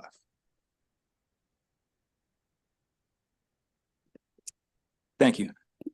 I'm Colby Smith, CEO of Digital Bay Center Incorporated and member of the Greater Baltimore Black Chamber of Commerce. I want to thank Madam Chair, Vice Chair, and the committee for the chance to advocate for Senate Bill 765. It fights poverty by creating jobs, much in line with Governor Moore's plan. It's a historic, first of its kind bill that targets hub zones and opportunity zones to invest in startups and increase business growth in underserved areas of the state, increase the number of thriving businesses, and grow Maryland's tax base. It opens the door for Maryland to become the new Silicon Valley of the United States. Minority founders often face significant challenges in securing early stage funding, which is crucial for turning ideas into viable businesses.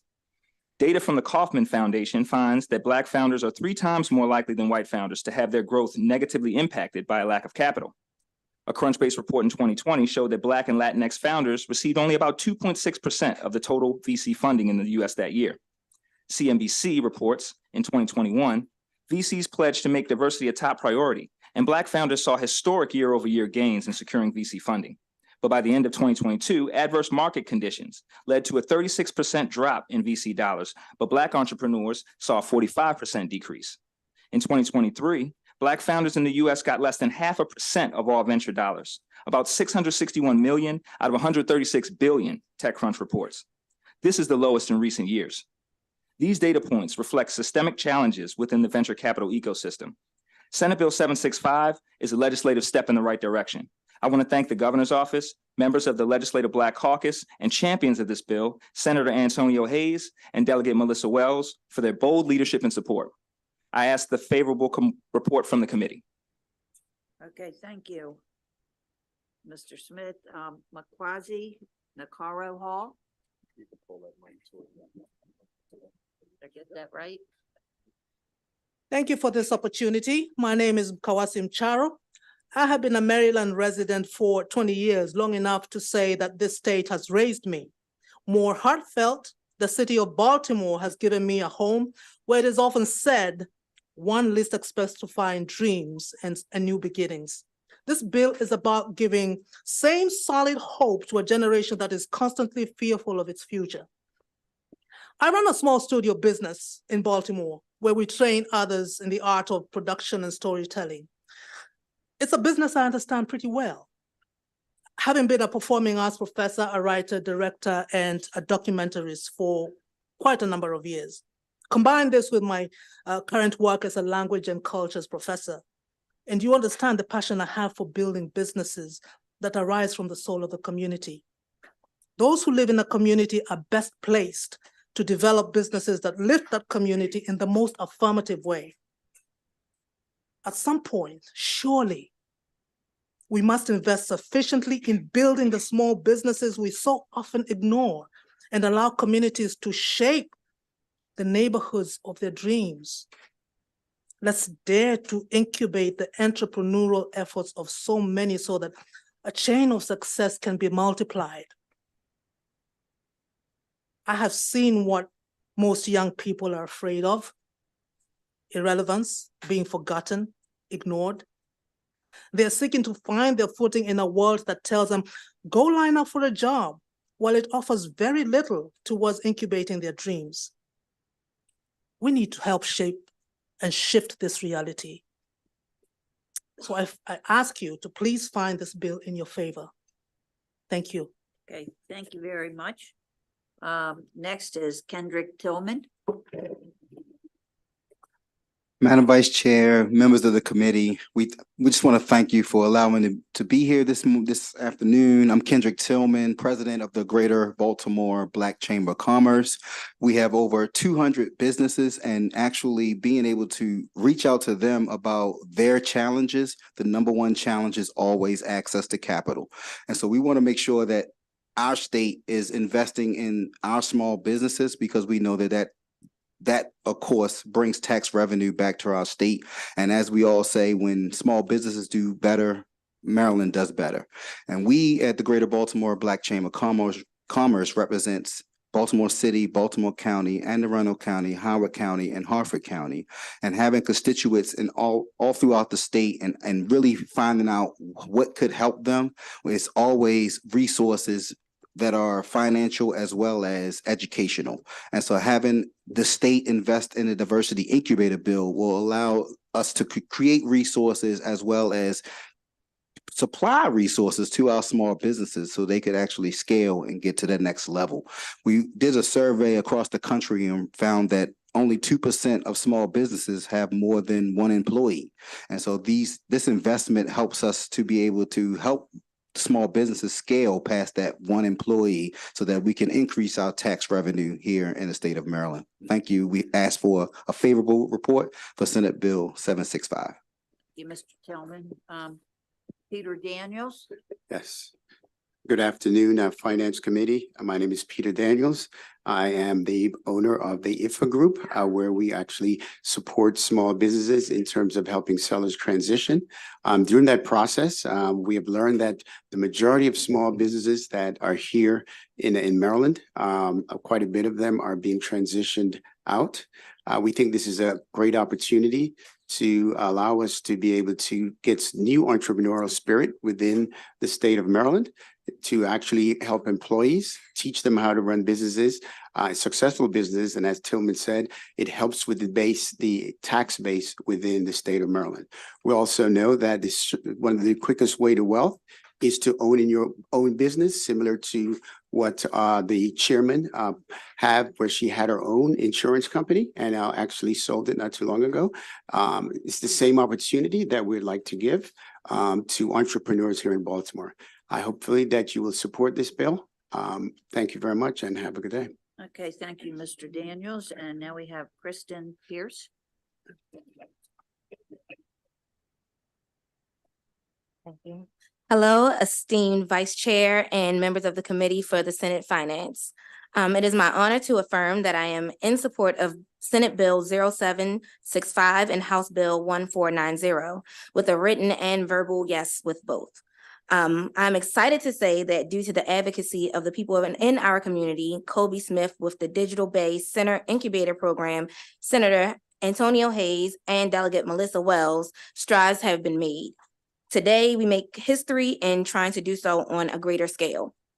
My name is Kristen Pierce, and I am a resident of Harford County. I am also a small minority business owner in the state of Maryland. I have not only the skill set, innovation, and ingenuity necessary for successful business growth and also the experience. However, like most people in my community, I lack the financial resources for capital. After diligent research, I have found a myriad of fellowships with successful cohorts. However, with that being said, I have had several failed attempts because of the social and economic disadvantages associated with my community. Finding an incubator that, although is outside of my region and caters to my very niche market, with as far as consumer-based products, it had absolutely no clue with how to appeal to the market with disadvantaged and underserved communities. Or they altogether are so far removed and out of touch that they don't realize that there are disparages within the different demographics. So for that reason alone, I ask that you would be in support of SB 0765 and HB 1490 with a yes. We ask that you would be just in your decision and grant us access to provide resources for the Business Diversity Incubator Program bill. Thank you for your time. Thank you, Ms. Pierce. Do we have any questions from the committee? Seeing none, we'll call up the rest of the folks. And Thank you, Madam Chair. thank you very much for all the information. And now we'll have Altamont Wilkes, Maurice Alexander, Michael Hunter, Adrian Jones, David Smith, and Dr. Johnny Simpson.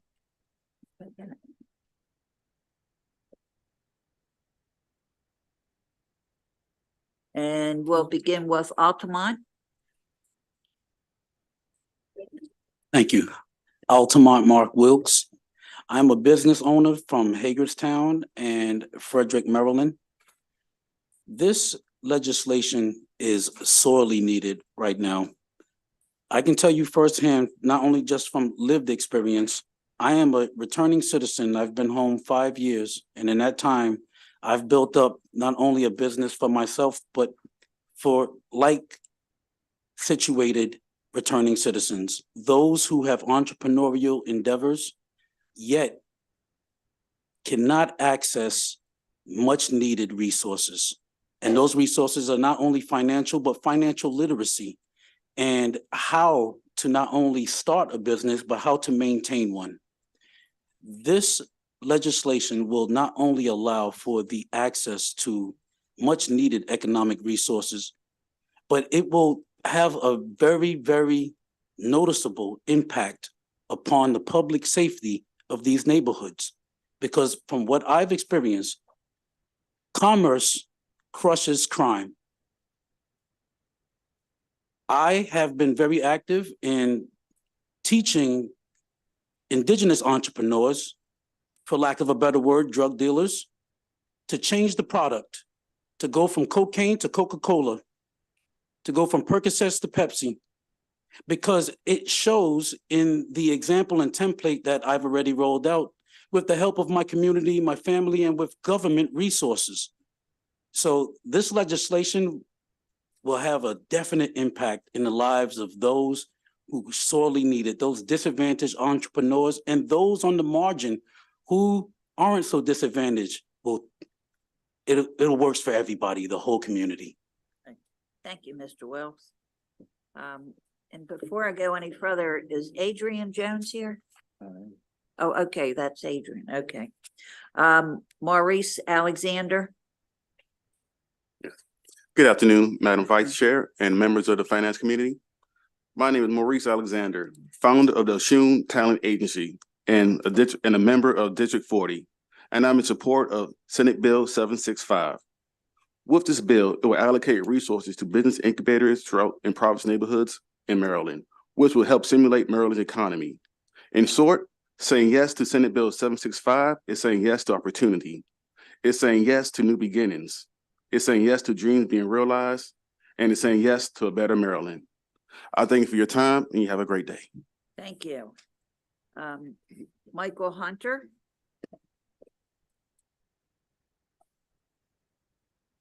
Good afternoon. My name is Michael Hunter. I'd like to say hello to everyone here on the Finance Committee, and I'll be speaking in reference to support of Senate Bill 765 from my perspective as an entrepreneur, as a business owner, and also recent chairman of the advisory board for Volunteers of America, VOA Works, which was a DOL-funded program to help finance the returning citizens that were engaged in both workforce development and entrepreneurial activities. I'm writing in support, or actually I'm testifying in support of Senate Bill 765 as pivotal legislation that is crucial for fostering economic prosperity and wealth creation within Maryland, particularly within diverse communities.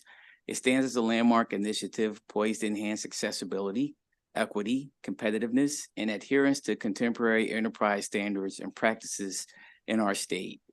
At its core, this legislation directly addresses the pressing need for economic transformation in underserved areas.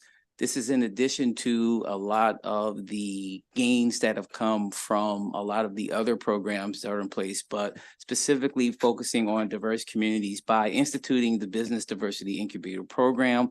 Grants will be accessible to a spectrum of qualified enterprises, including social, for-profit, nonprofit, and charitable organizations, to establish incubators fostering diverse businesses. These incubators will serve as catalysts for the birth of new ventures, leveraging grant funding and other resources to support startups across our community. I respectfully ask for your favorable vote of Senate Bill 765, and thank you for this time. I thank you very much, Mr. Hunter. Adrian Jones. Good afternoon. Thanks for having me. My name is Adrian Jones. I'm in support of this bill, most of all for returning citizens, which I am myself. Now, I believe that this bill will help us in a way that commerce really can't. It's educational. I learned that the only choices that we have is education. You know, nothing beats it, not even money. The reason people earn money is because they have some sort of education. So I'm a current author at this time, and I want to start a publishing company for the at-risk youth in my neighborhood in East Baltimore to show them that education is the only way out of everything. There is no way you can be anything. You can give somebody $1 million if they don't know how to spend it. It makes no difference. So I want to push forth this bill and speak on behalf of it, on behalf of at-risk youth. I'm trying to reach them as best as I can. Thank you for having me. Thank you, Mr. Jones. David Smith. Yes. Good afternoon. Thank you for the opportunity to speak before you today. My name is David Smith. I represent one half of a digital barber school multimedia incubator ahead of the game. As a master barber that served over 3 decades within the beauty barbering industry, partnered with my brother, a media professional with 2 decades experience in Baltimore's local broadcast market, we would respectfully request your support for Senate Bill 765. Why, may you ask? Well, my brother and I have created a digital barbering school multimedia incubator that will produce more businesses in the form of mobile barbershops synced with marketing production teams that will assist in the growth and proliferation of these businesses within underserved communities. This process functions as follows. Barber students and media interns collab to produce marketing content. Media interns will regularly produce segments that will be included in an ongoing web series that highlights barbering in various lifestyles. Media interns will create content for various social media platforms that highlights barbering in various lifestyles. Media interns will also use ongoing web series to establish and grow customers for barbering students. Barber student tutorials and social media content creation will provide media interns with ongoing projects that will better their production skills. AOTG, ahead of the game, incubator will create more licensed barbers with the intent to open and operate their own barbershop franchises equipped with its own marketing and production team. AOTG Incubator will create skilled media professionals, eventually forming production teams that will produce marketing and media content for the consumption of a wide viewing audience. Furthermore, this legislation is necessary to support Maryland's economic development for businesses in diverse communities. This historic legislation will be utilized to make Maryland business creation more equitable, competitive, and up-to-date with modern enterprise standards and protocols. Therefore, we, my brother and I, as well as others in attendance here today, are in support of the Diversity Incubators Bill, SB 765. Thank you. And now we have Dr. Johnny Simpson. He's not there. Johnny, Dr. Johnny, you're not here? Calling Dr. Johnny. Is there a doctor in the house? So. Okay. All right. Okay. We have one more witness, and it's Trey Hayes, and he is virtual, so you can watch him up on the screen. Okay, Trey. Hi, good afternoon. My name is DeAndre Hayes. I'm here to lend my support today for Senate Bill 765. This bill proposed by Senator Hayes seeks to establish the Business Diversity Incubator Program fund within the Department of Commerce. It aims to provide grants to certain business entities to establish business incubators, thereby fostering a more diverse and equitable tech landscape in Maryland. As the founder of GreenPage LLC, a platform dedicated to promoting Black-owned businesses, I understand firsthand the challenges faced by entrepreneurs, especially those from underrepresented communities. While my company is in its fledgling state, the support outlined in SB 765, particularly through the Business Diversity Program, could greatly accelerate our growth and impact. The need for initiatives like SB 765 is underscored by the sobering statistics from Crunchbase. According to their latest data, Black founders in the U.S. received only 0.48% of all venture capital dollars allocated last year, amounting to approximately 661 million out of $136 billion. This marks the lowest percentage in recent history and highlights a disturbing trend of declining support for Black-owned businesses. Furthermore, the data reveals a significant drop in funding for Black entrepreneurs throughout the year, with funding plummeting to 0.13% in Q3 of 2023, before slightly recovering in 2024. This downward trend of funding is alarming and underscores the urgent need for targeted intervention to address systematic barriers faced by Black entrepreneurs. SB 765 represents a critical step towards fostering a more inclusive and equitable tech ecosystem in Maryland. In conclusion, I urge the committee to support Senate Bill 765 and take decisive action to address the disparities faced by Black entrepreneurs in our state.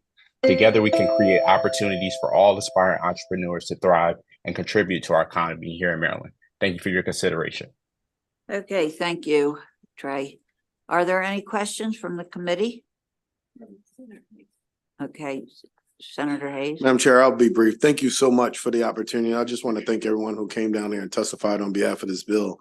As you see, I know we took a lot of time and there's no opposition to the bill, but as you see, there's a great deal of enthusiasm and support in the community for tools like this to help elevate so many entrepreneurs here in our state. And so thank you for your time and indulgence this afternoon, and thank everyone who came here to testify this afternoon. Yes, thank you all for your information.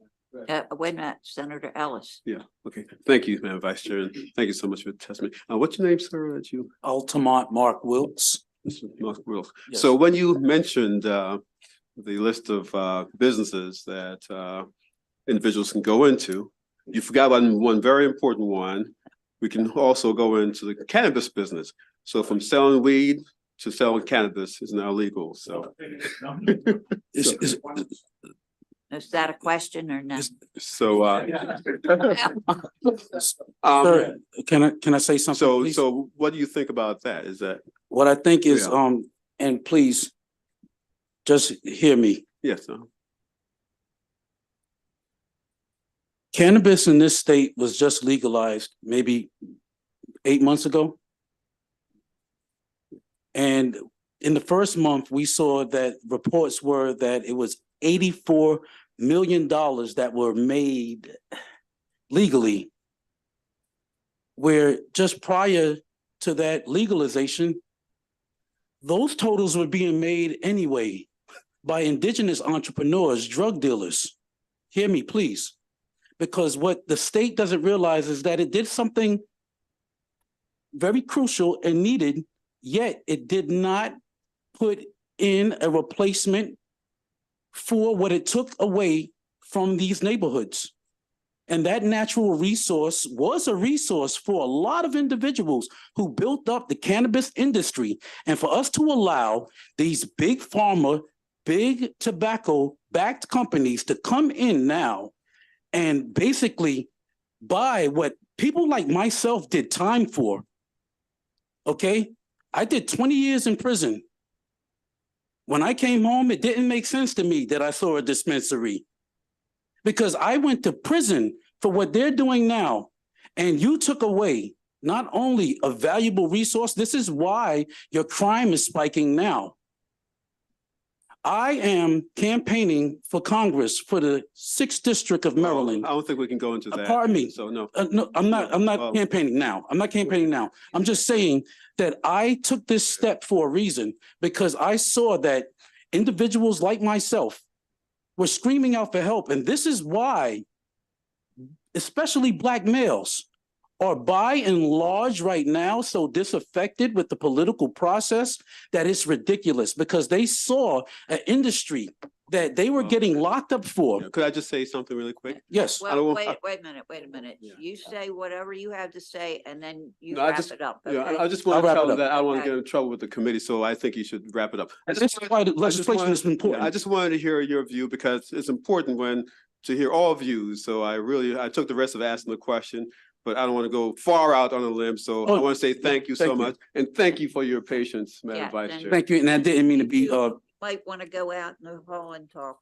it over. Okay, you all right? Okay, it's an issue that's hurting our communities. okay, all right, okay. I thank you all very much for your time. And that ends Senate Bill 765. And now we will go to Senate Bill 804 with Senator Brooks. And he has no panel. Yes, I do. Or do you have a panel? I've had, actually, no, I don't. I have a lot of support though. Letters. You always have Yes. support, Senator. Oh, I thank you. Thank you.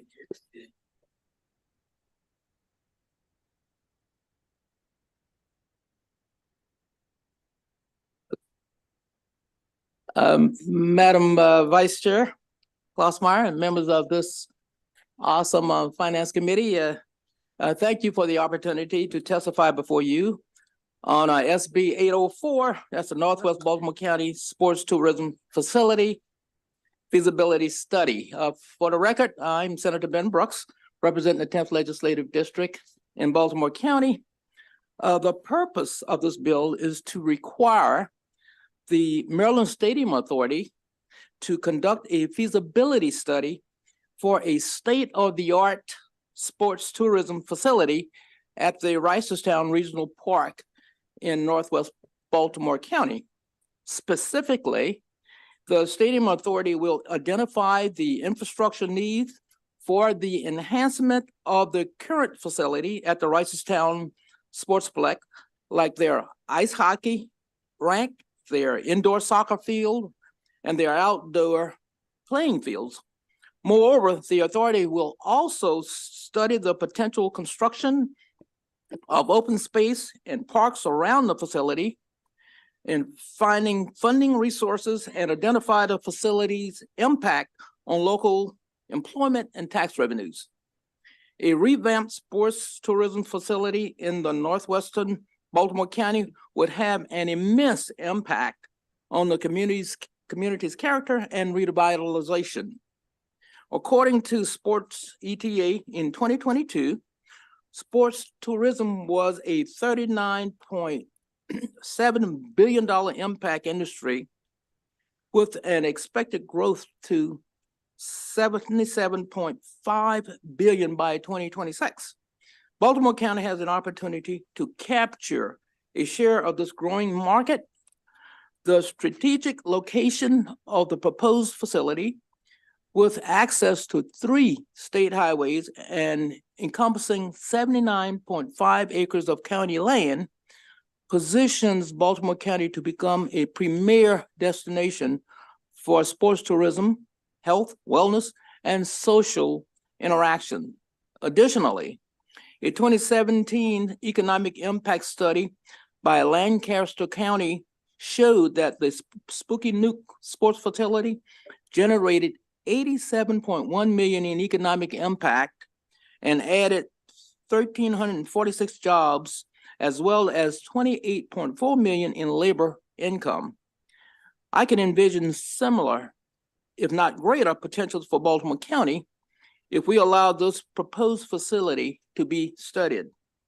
SB 804 represents a forward-thinking approach that promises not only to boost Baltimore County's economy, but also to enrich the lives of citizens through sports and recreation. For that reason, I request a favorable report, and I'll entertain any questions. Thank you, Madam Chair. This is right there at the Mitchell's area, correct? Right off of the intersection of 140 and 795? That's right, it is. It's yeah. an interesting place because my district used to butt right up against that. Now I don't have Finksburg like I used to, but Right. obviously a lot of my Carroll County constituents like to go and utilize that facility, and there's a golf course there and stuff too. So is this something that they'd be doing a feasibility study and about whether the state would invest in this though, or is it just allowing them to, who's the study being conducted for? Well, it would be the sporting authority, and they have the authority to do the study, and then and the county that would invest in that. So it's a county entity that would invest in it if it was found to be feasible. To be feasible, yes. But we need a bill because it would be the state entity investigate or doing the study. That is correct, and primarily what it'll do is to generate. It would be self-sustaining. It'll be generating lots and lots more money, and rather than people. Well, I say to put it this way: people like coming to Maryland, especially to the state. But the reason they don't is because we don't have the infrastructure to handle those greater capacities, and the feasibility study will validate that we do. Once we get that capacity, then that would attract more and more people to the county. Okay, interesting. No, I know there's lots of fields there, and there's always a demand for fields and for indoor facilities depending on the types of indoor sports. Exactly. Yeah, Interesting, we do it currently right now. We got the ice rink there, and we got indoor soccer there, and of course we got the outside fields as well. So no, it's interesting. No, Yeah. and that's an area right, like I said, right now where I am. So I thought it was interesting. And then also we want to talk about how we're going to paint the facility too. We'll talk about the paint of the facility. that's another bill for another day. Thank you. Yes, and Senator Hershey? Thank you, Madam Chair. It just kind of following along the lines of my colleagues' questions, and I appreciate you bringing this bill forward. But I think it also kind of opens a door that can each one of us take a look and ask the Stadium Authority to do this type of feasibility study in our districts as well, too. In fact, we had a big complex up in Cecil County that we've been trying to get going for many years. And we finally got private sector to come in and take a look at this. So I guess the question really is if this is in Baltimore County, why wouldn't Baltimore County be responsible for the feasibility study? Why is this falling back to the Stadium Authority and having to use revenue from the Stadium Authority in order to do the study? Well, this is when they got chartered back in, what was it, late 90s. Late 90s, yeah. Late 80s, I think, yeah. Okay, when they got 86, yeah. chartered, that was their responsibility to provide, anything that would bring additional I would say additional revenues as well as options for the county in general. that was their charge to do that. With county is like a quasi, but with county and state funds. Right. So has there been conversation with, let's say, from the county executive to the stadium Oh, authority? they are all on board. Yeah. I understand they're on board. Well, everybody's would be on board if they could get a study in their district. That's what I'm saying. I think, I'm wondering why we've specified, I mean, I know why you've specified it because it's in your district, but it just seems a little concerning that I think there'd be lots of great ideas in every corner of the state to do these types of feasibility studies. And are we just opening the door for each one of us to amend a project in our district to make sure that the stadium authority does a feasibility study as well too? Well, if you think you could generate or have that kind of appeal, by all means to do that. Yeah, Right. because right now we've got support from Baltimore County, of course, the Baltimore County Sure. delegation. Of course, they're going to support. Yeah. Then we got the Baltimore County Executive. We've got the Baltimore County Revenue Authority. Mhm. We've got the Reisterstown Improvement Association, Randallstown NAACP, Maryland Sports Commission, Mhm. Maryland Stadium Authority, and the Maryland I see that one. Tourism Coalition. So we've got Was the stadium tremendous authority there? support. I did actually, that's what I was looking for earlier. Did the stadium authority? Oh, yes, yeah, they're in full support. I didn't see that. Yeah. Maybe we can get that letter. Okay, Right. thank you Okay. very much. You're quite welcome. Thank you, Madam Chair. Are there any other questions? Okay, I thank you and your panel.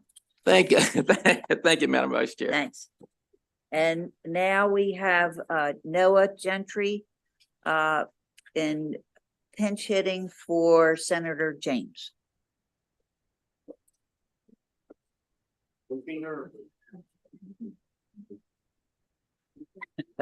Hello. Okay. Senate Bill 781. Yes, ma'am. Okay. Take a breath. Oh, no, it's not. Thank you, though. Okay. So, Madam Vice Chair and members of the committee, for the record, my name is Noah Gentry, and I'm currently interning for Senator James, who represents District 34. I have it. There we go.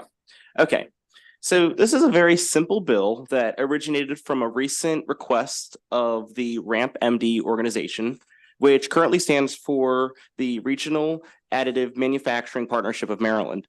RAMP MD is an entity that Senator James helped create in 2014, and it was modeled after other states that had already leveraged the benefits of military installations within their borders.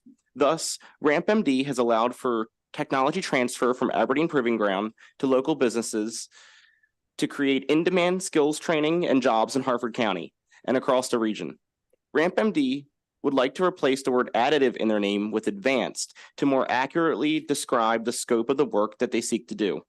In addition to being renamed the Regional Advanced Manufacturing Partnership of Maryland, RAMP MD Fund will also be updated to reflect this alteration in name.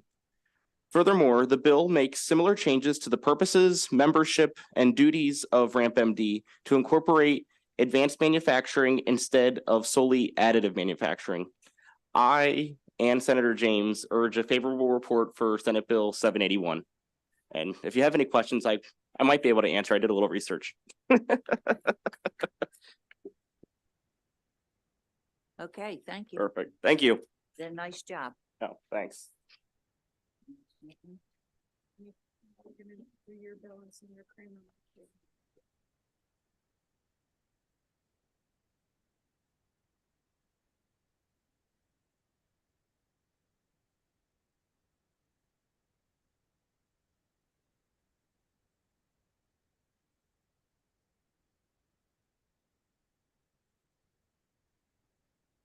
All right, colleagues, we are now turning to Senate Bill 830 being introduced by our esteemed Vice Chair, Senator Klausmeier. Senator Klausmeier, do you have a panel that you Yes, would I like to do. come up? All right, at this time, could we have And- Senator Klausmeier's panel come Yes, to I the? have Sheena Wenz, Dr. Della Sobria, Dr. Berger, Dr. Thierman, and Dr. Duran. Yes, ma'am. Do I have enough seats or should I move over? Sit here.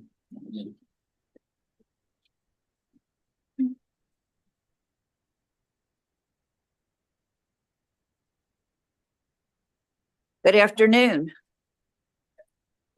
Good afternoon, Mr. Chair, at this point. No, I think it's Mr. Chair. And he looks good. Senate Bill 830, radiation therapy, radiography, nuclear medicine technology, and radiology assistance, limited licensed radiologic technologist. I want to thank Chair Bidle, who is not with us, but and my fellow members of the Finance Committee for the opportunity to present this Senate Bill 830. But before I begin, I want everyone in this room to know that I've worked hard with folks on this bill and why it is important. I appreciate everyone that will be testifying and giving their good reasons why we are having this bill. What I don't appreciate is the things that have been said about me online, and I will be and the other comments online. And I do not appreciate whoever put that up. I am a good person and I do not cause cancer. So that's not the person I am. So I just want that to be out there in the open. I did not appreciate that. So with that, I will tell you why this bill is needed and why Maryland needs this bill like 30 other states or 34. Maryland has the longest emergency department wait times in the country. One contributing factor is the lack of access to lower acuity services in the community.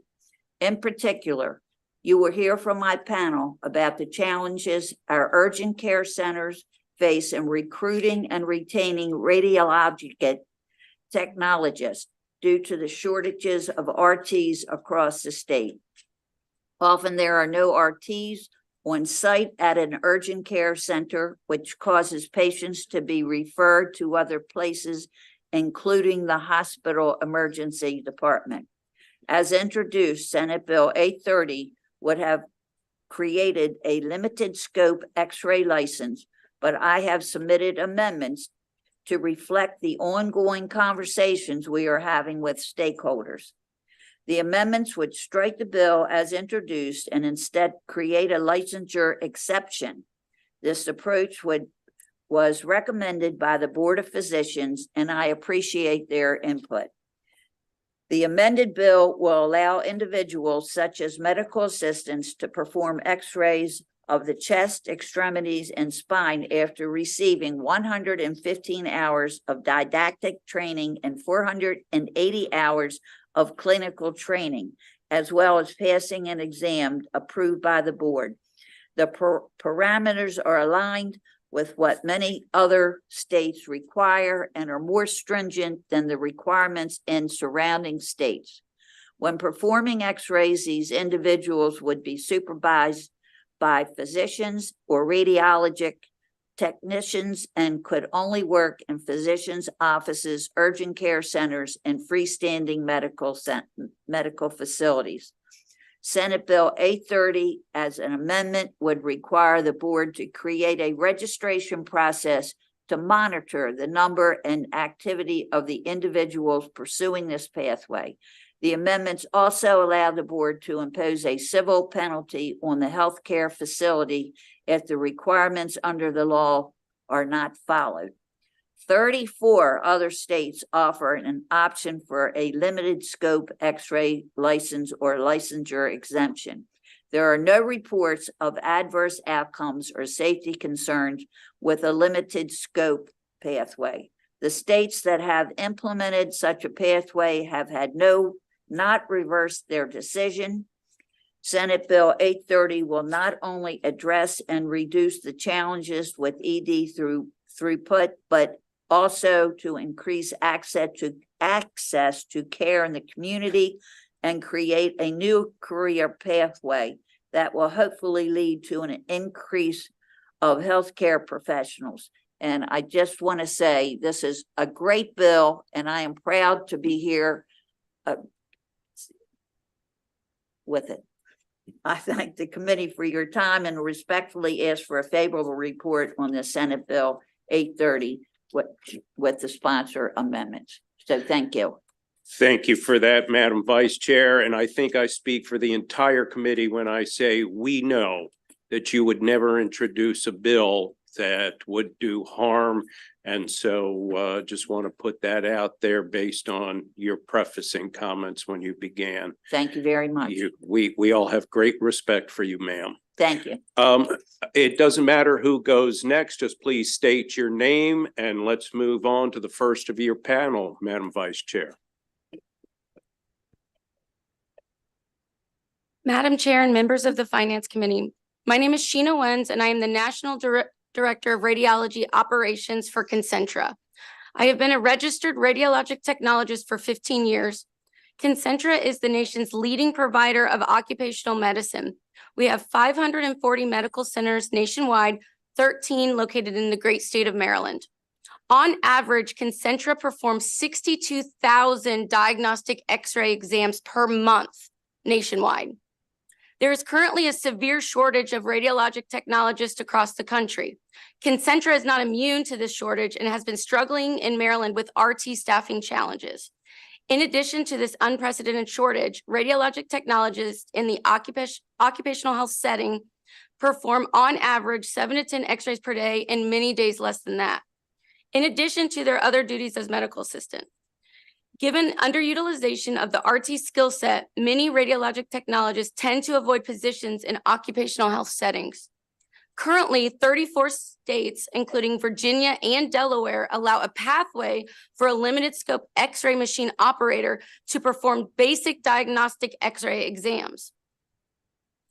I successfully hired, trained, and staffed limited scope X-ray technicians in 25 states and haven't had any adverse safety events to date. Concentra currently employs over 380 limited scope X-ray colleagues nationwide, with many enrolled in RT Bridge programs in their respective states. As radiology professionals, we need to expand our minds and think of limited scope X-ray as a great addition to our field, not a hindrance. Many professions within the medical field have varying degrees of skill levels with a progression of responsibilities in line with their respective training. I believe that this bill is desperately needed in Maryland. It has been proven to be successful in other states and is not a new practice. I request a favorable report on Senate Bill 830. Thank you very much. Good afternoon, Chair and member of the Finance Committee. My name is Bronson Della Sabera, and I'm the Chief Medical Officer for MedStar Ambulatory Services and the Medical Director for MedStar Health Urgent Care. I'm an ER physician and sports medicine physician by training, and I'm here to testify in support of Bill 830. First, I'd like to talk to you about MedStar Health Urgent Care volumes in the state of Maryland and X-ray utilization. As you likely know, urgent cares offload a significant amount of volume from our Maryland EDs. MedStar Health Urgent Care alone sees almost 600,000 patients a year. Majority of those are in the state of Maryland, and less than 5% of those are sent to a higher level of care like an emergency department. About 16% of these patients need an X-ray when they come to our facilities, or about 100,000 per year. However, on any given day, 10 of our 33 sites do not have X-ray capabilities. That's not due to lack of machinery, but due to lack of radiation technologists. So these patients, almost 100,000 per year, will end up in our EDs for their X-rays when they could otherwise be treated in urgent care. Having these patients go to our EDs exacerbates the wait time issues that we're seeing in the state of Maryland. Second, I'd like to point out that our RTs in urgent care focus most of their time on medical assistant tasks. 75% of what they do in a given shift is MA-related tasks, medical assistant tasks, and not taking X-rays. This is because only about 1 in 5 patients that enters urgent care actually needs an X-ray. Therefore, training medical assistants to be a radiation technologist and do limited scope X-rays makes sense. In addition, I work in emergency departments in a sports ortho clinic and also in urgent care. The urgent care X-rays we do are simple. Compared to the hospital X-rays we do, it's fitting to have a medical assistant learn these limited RT tasks. Third, I'd like to talk about RT shortages in our Maryland hospitals. Currently in our MedStar hospitals alone, we have 37 open RadTech full and part-time positions that are unfilled. That means that there's longer wait times to get your X-ray in the hospital. In fact, if I order an X-ray in a Maryland ED right now, it will be on average 30 minutes or more to get that x-ray to happen, and that's due to staffing shortages. If we can move the RTs from urgent care to the hospitals, it will improve throughput. Thank you for your time, and I request a favorable report on Senate Bill 830.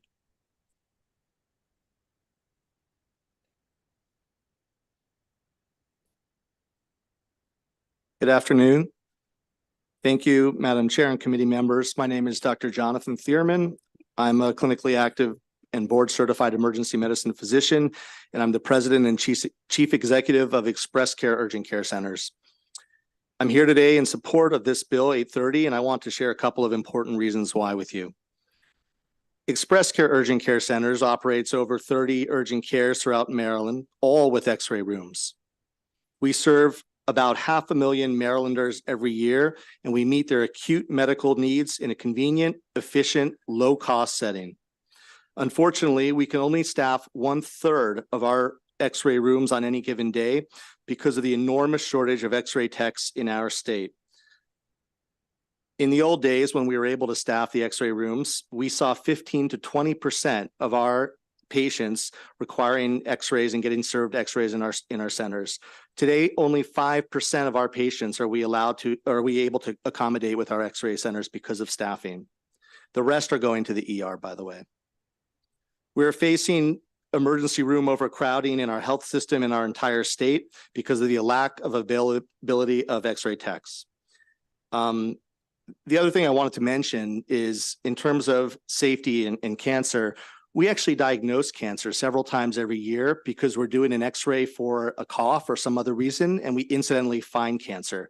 So in providing these services to our community, we are finding cancer and saving lives actually because of it too. I took a pledge to do no harm. I would never support a bill that harmed my patients. And I believe that a safe and supervised plain x-ray limited scope licensure for these techs would serve Maryland and their citizens. I also trained in emergency medicine and trained to identify emergencies and treat them. And this is an emergency in our state. And I think this would be a great treatment. I thank you for your time and ask for a favorable report from the committee. Thank you.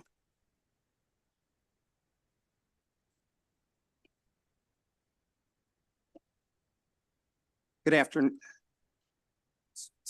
Good afternoon, Chair Vidal and members of the Finance Committee.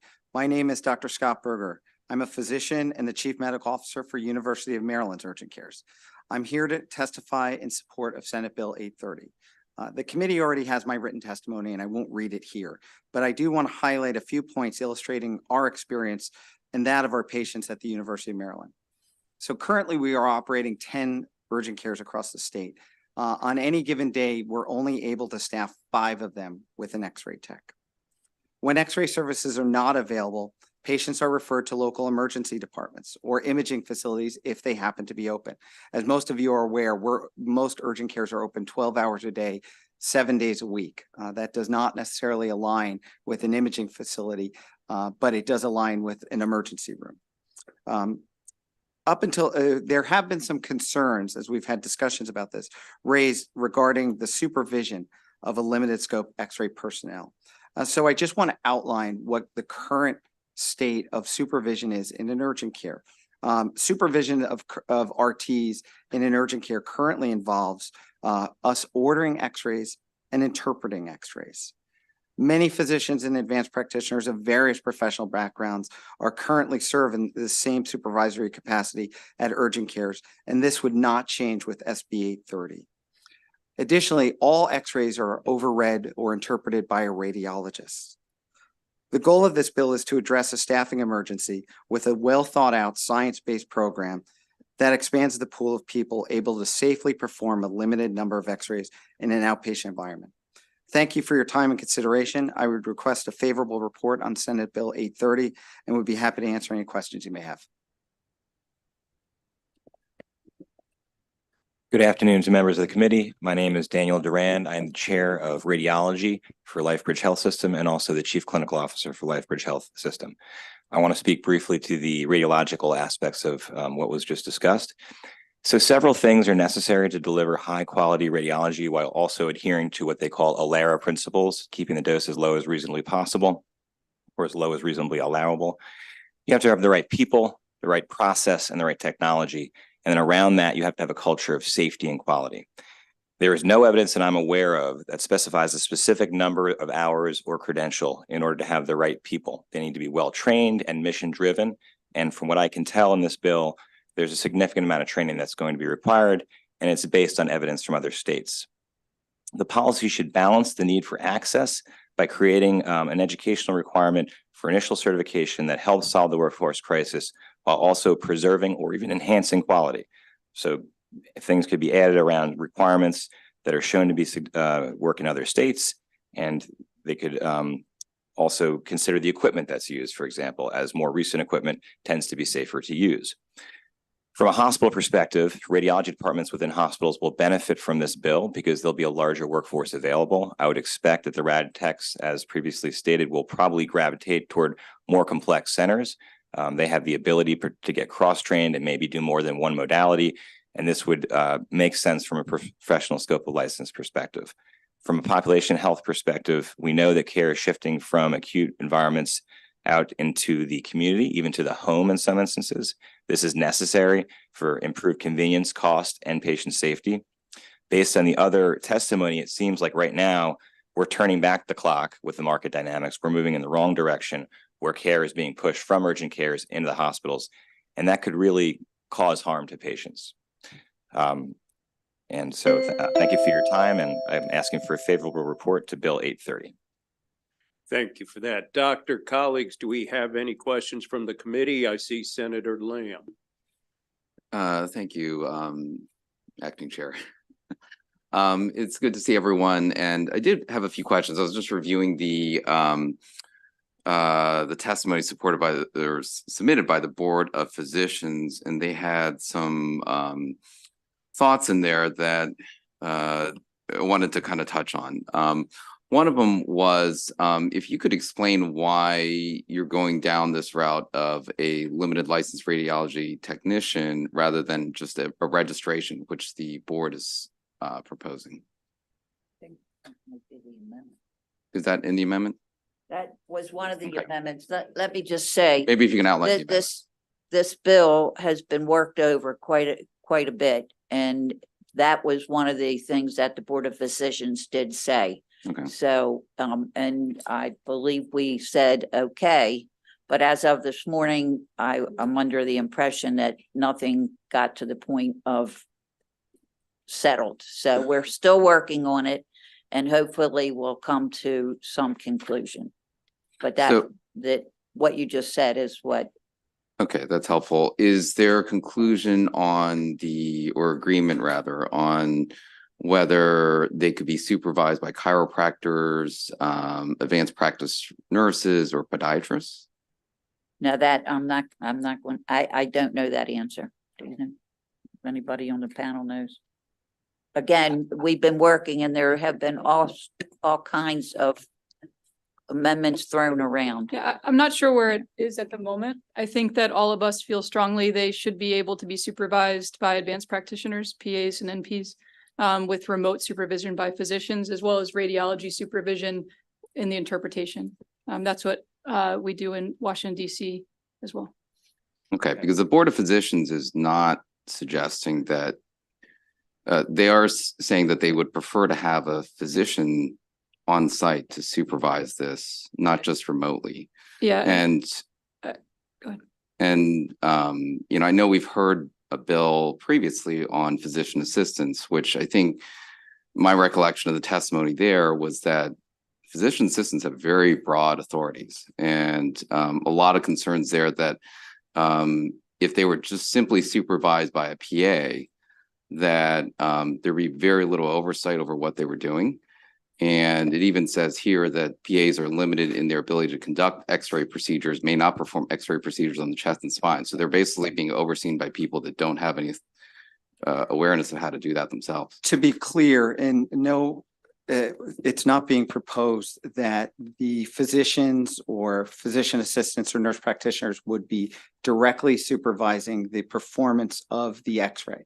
As I referenced, what currently happens in urgent cares is the supervision is regarding what x-rays are to be taken, validating that the images are of a quality that you can interpret them, and making sure that the patient is safe. And that is the same plan going forward as far as supervision. I'm an emergency medicine physician, just like these two are. I supervise RTs at our clinics, but that doesn't mean that I know the proper settings for the equipment to be able to do that level of supervision. I think one of the arguments that we've all been making is overcrowding in the EDs and improve access in urgent care. 85% of the staffing of MedStar urgent cares, and I can't speak to LifeBridge and UMS, but I think it's very similar, is through APPs, which are PAs and NPs. So requiring physician on-site supervision would not solve the problem. And I agree with what Dr. Berger said as far as supervision goes as well.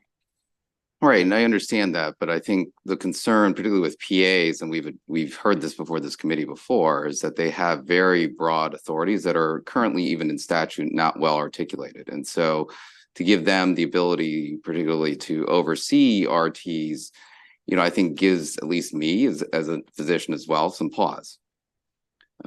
So, I guess I had also heard, and maybe you can kind of expound on this a little bit, that you could have someone with only a high school education going through some of this training and be able to serve as an RT. Is that accurate or correct?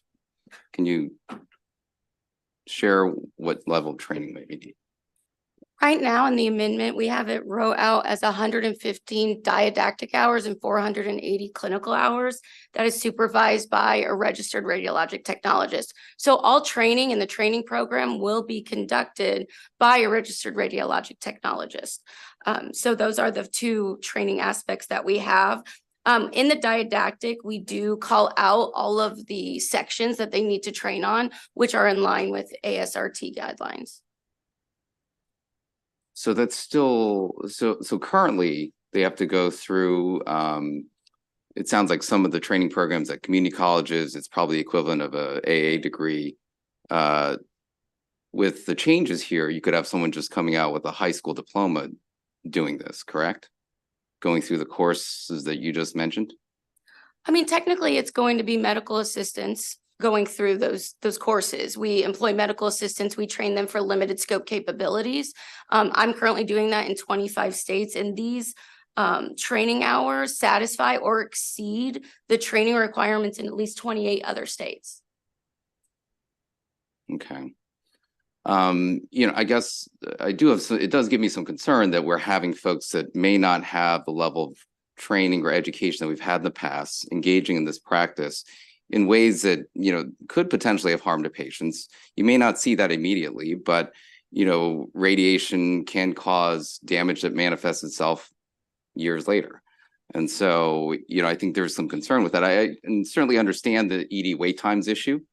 It's something that many on this committee have been engaged in, have served on commissions for, and have been looking at. But I'm not sure that lowering the standards for RTs is really a significant part of the puzzle of addressing the ED wait times issue. If I might just address the question about the APPs in reference to that. We do have evidence that we're sending patients. First of all, to reference that, we do have a massive amount of evidence that we're sending thousands of patients to the ED because we can't offer an X-ray. So we do know that if we could have offered an X-ray, we would not be sending those tens of thousands of patients to the ED. So we're pretty confident that it will address the problem of ED wait time. But just to go back to your other question about APPs, in my opinion, the most dangerous thing you can do, and we do it every day, millions of times a day, is order the X-ray. To have the authority to say we're going to get an X-ray, which is only 10 days of radiation of a normal person walking on the earth, or one flight across the country in terms of we know it's a tiny bit of radiation, but the most dangerous thing you can do is order it. And APPs all have the authority to order the X-ray, whether they're going to be with the rad tech, turning the dials, or that's going to be the result of hundreds of hours of training to learn how to dial in the right x-ray, not the ankle, we're doing the leg or whatever it is. That's what this is for. But we don't think that it adds any sort of safety concern because they're going to be trained. It's going to be done safely. And we're not asking for it to be done unsafe. We're just asking for a pathway for us to solve a bigger problem, which we know it will address. Doctor, thank you. Generally speaking, the committee prefers we just have one member of the panel respond to a question. So thank you. Sure. Senator Lamb, any other questions? Yeah, so just to follow up on that with the ED wait times then, and I'm just trying to understand why, if the concern here is that we don't have enough RTs, that the answer to this problem is to lower the standards for RTs and not simply just to train more RTs. I think it's a good point. I think if we had lots more RTs, we'd be happy. Unfortunately, we don't. I also think, like I said, X-rays in urgent care are really simple. And what we can do is move the rad techs who are really overtrained to be in urgent care to the hospitals. They can then help with the X-rays needed in the hospitals, as well as other modalities, MRI and CT. And the simple X-rays that we have successfully trained MAs to do in our urgent cares in other states could be done in the urgent care setting. Okay. Well, it does give me pause that I think we're simply creating another standard, another tier of healthcare workers that's probably less qualified, lower paid, and and a lot of the folks that are currently in RT positions are coming from working class families that could probably use help to be able to complete their training and be able to have good paying jobs in the current RT space, than just lowering the standards and having folks that maybe are spending less time in the classroom, less training hours, and probably getting paid less. So thank you. Thank you for that, Senator Lamb. Colleagues, do we have any other questions from the committee?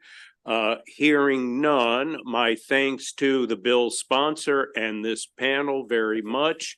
And we have two other favorable witnesses, Jane Krenke and Stephanie Caldas. Are you, please come on up.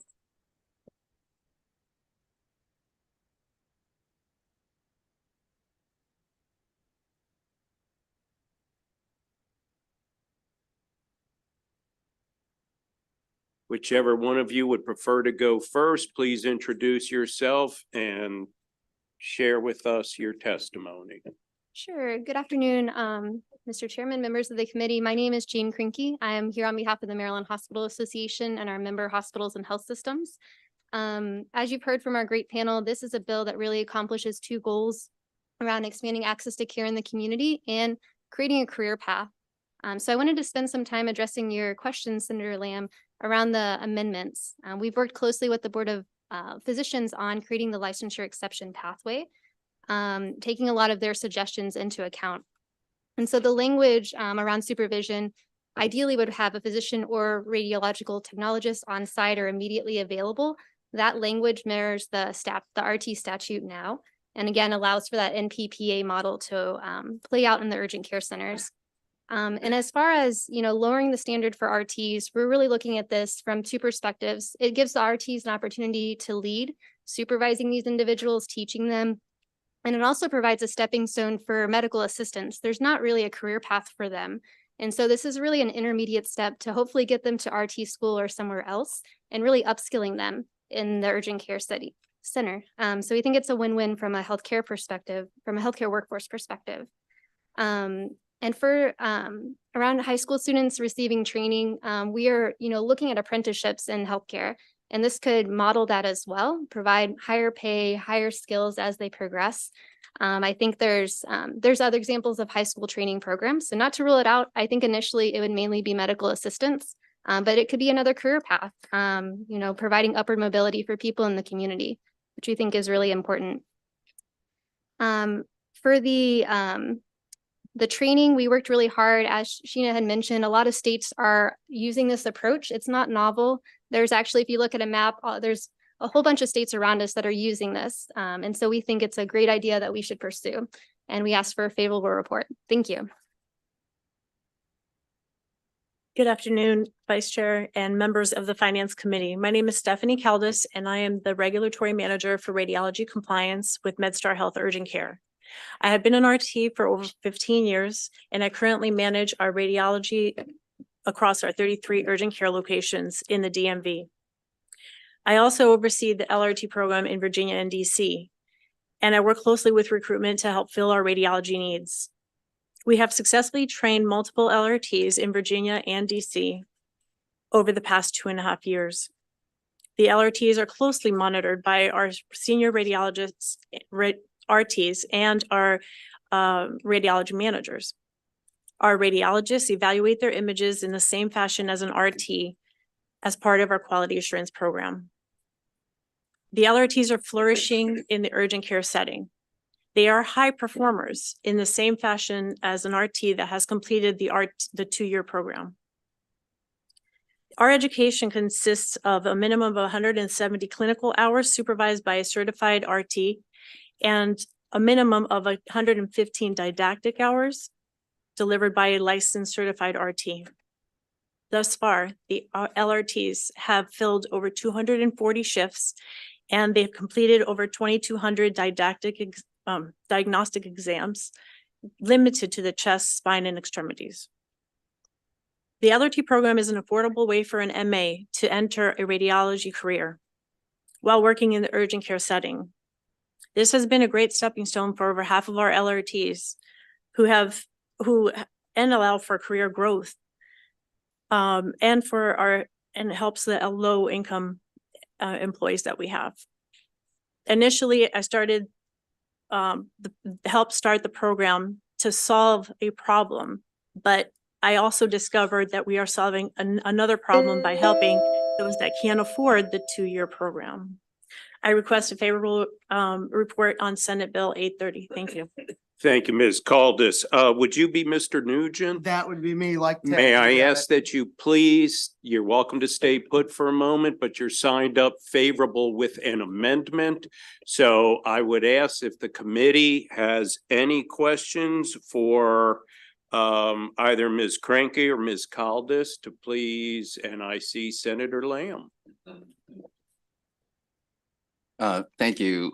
And just a follow-up question on that last point that you were making. And I get that it's great to kind of get more workers kind of engaged in the training to be future healthcare professionals.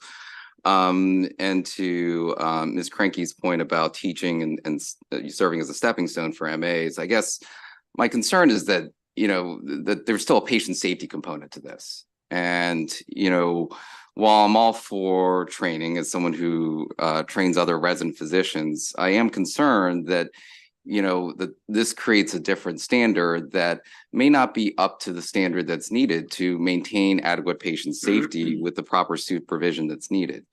And while it's great to be able to serve as that stepping stone, I don't want to do that at the risk of harming patients. Yeah, no, thank you for that question. And one of the amendments we took from the Board of Physicians was to have an exam. So they'll be required to demonstrate competency. By passing the exam, they'll have a registration process with the Board of Physicians so they know exactly who is practicing within this scope in the field, as well as having a civil penalty on the healthcare facility. So they are personally responsible for the actions of these employees practicing within this scope, and they're supervised. So we think these multiple layers will provide the sufficient quality assurance. And we've heard from other states that if you put up the images from limited scope and an RT, they're virtually indistinguishable. So we think that there's been sufficient evidence from other states that show this is effective. It doesn't negatively impact patient safety, and it upskills. We just keep seeing more and more reasons why it's valuable and haven't found any reports showing adverse impacts. Thank you for your question. Sure. So a follow-up on that, because you mentioned kind of the enforcement piece of this, and if they're overseen by a physician and there's something that goes wrong, the Board of Physicians can find that physician and, enforce it that way and hold their license. How would the board enforce a fine on a facility? Because the Board of Physicians doesn't regulate the facility. That's an excellent question, because the language as written would fine the facility. But I'll have to take that back and ask. That's a good question.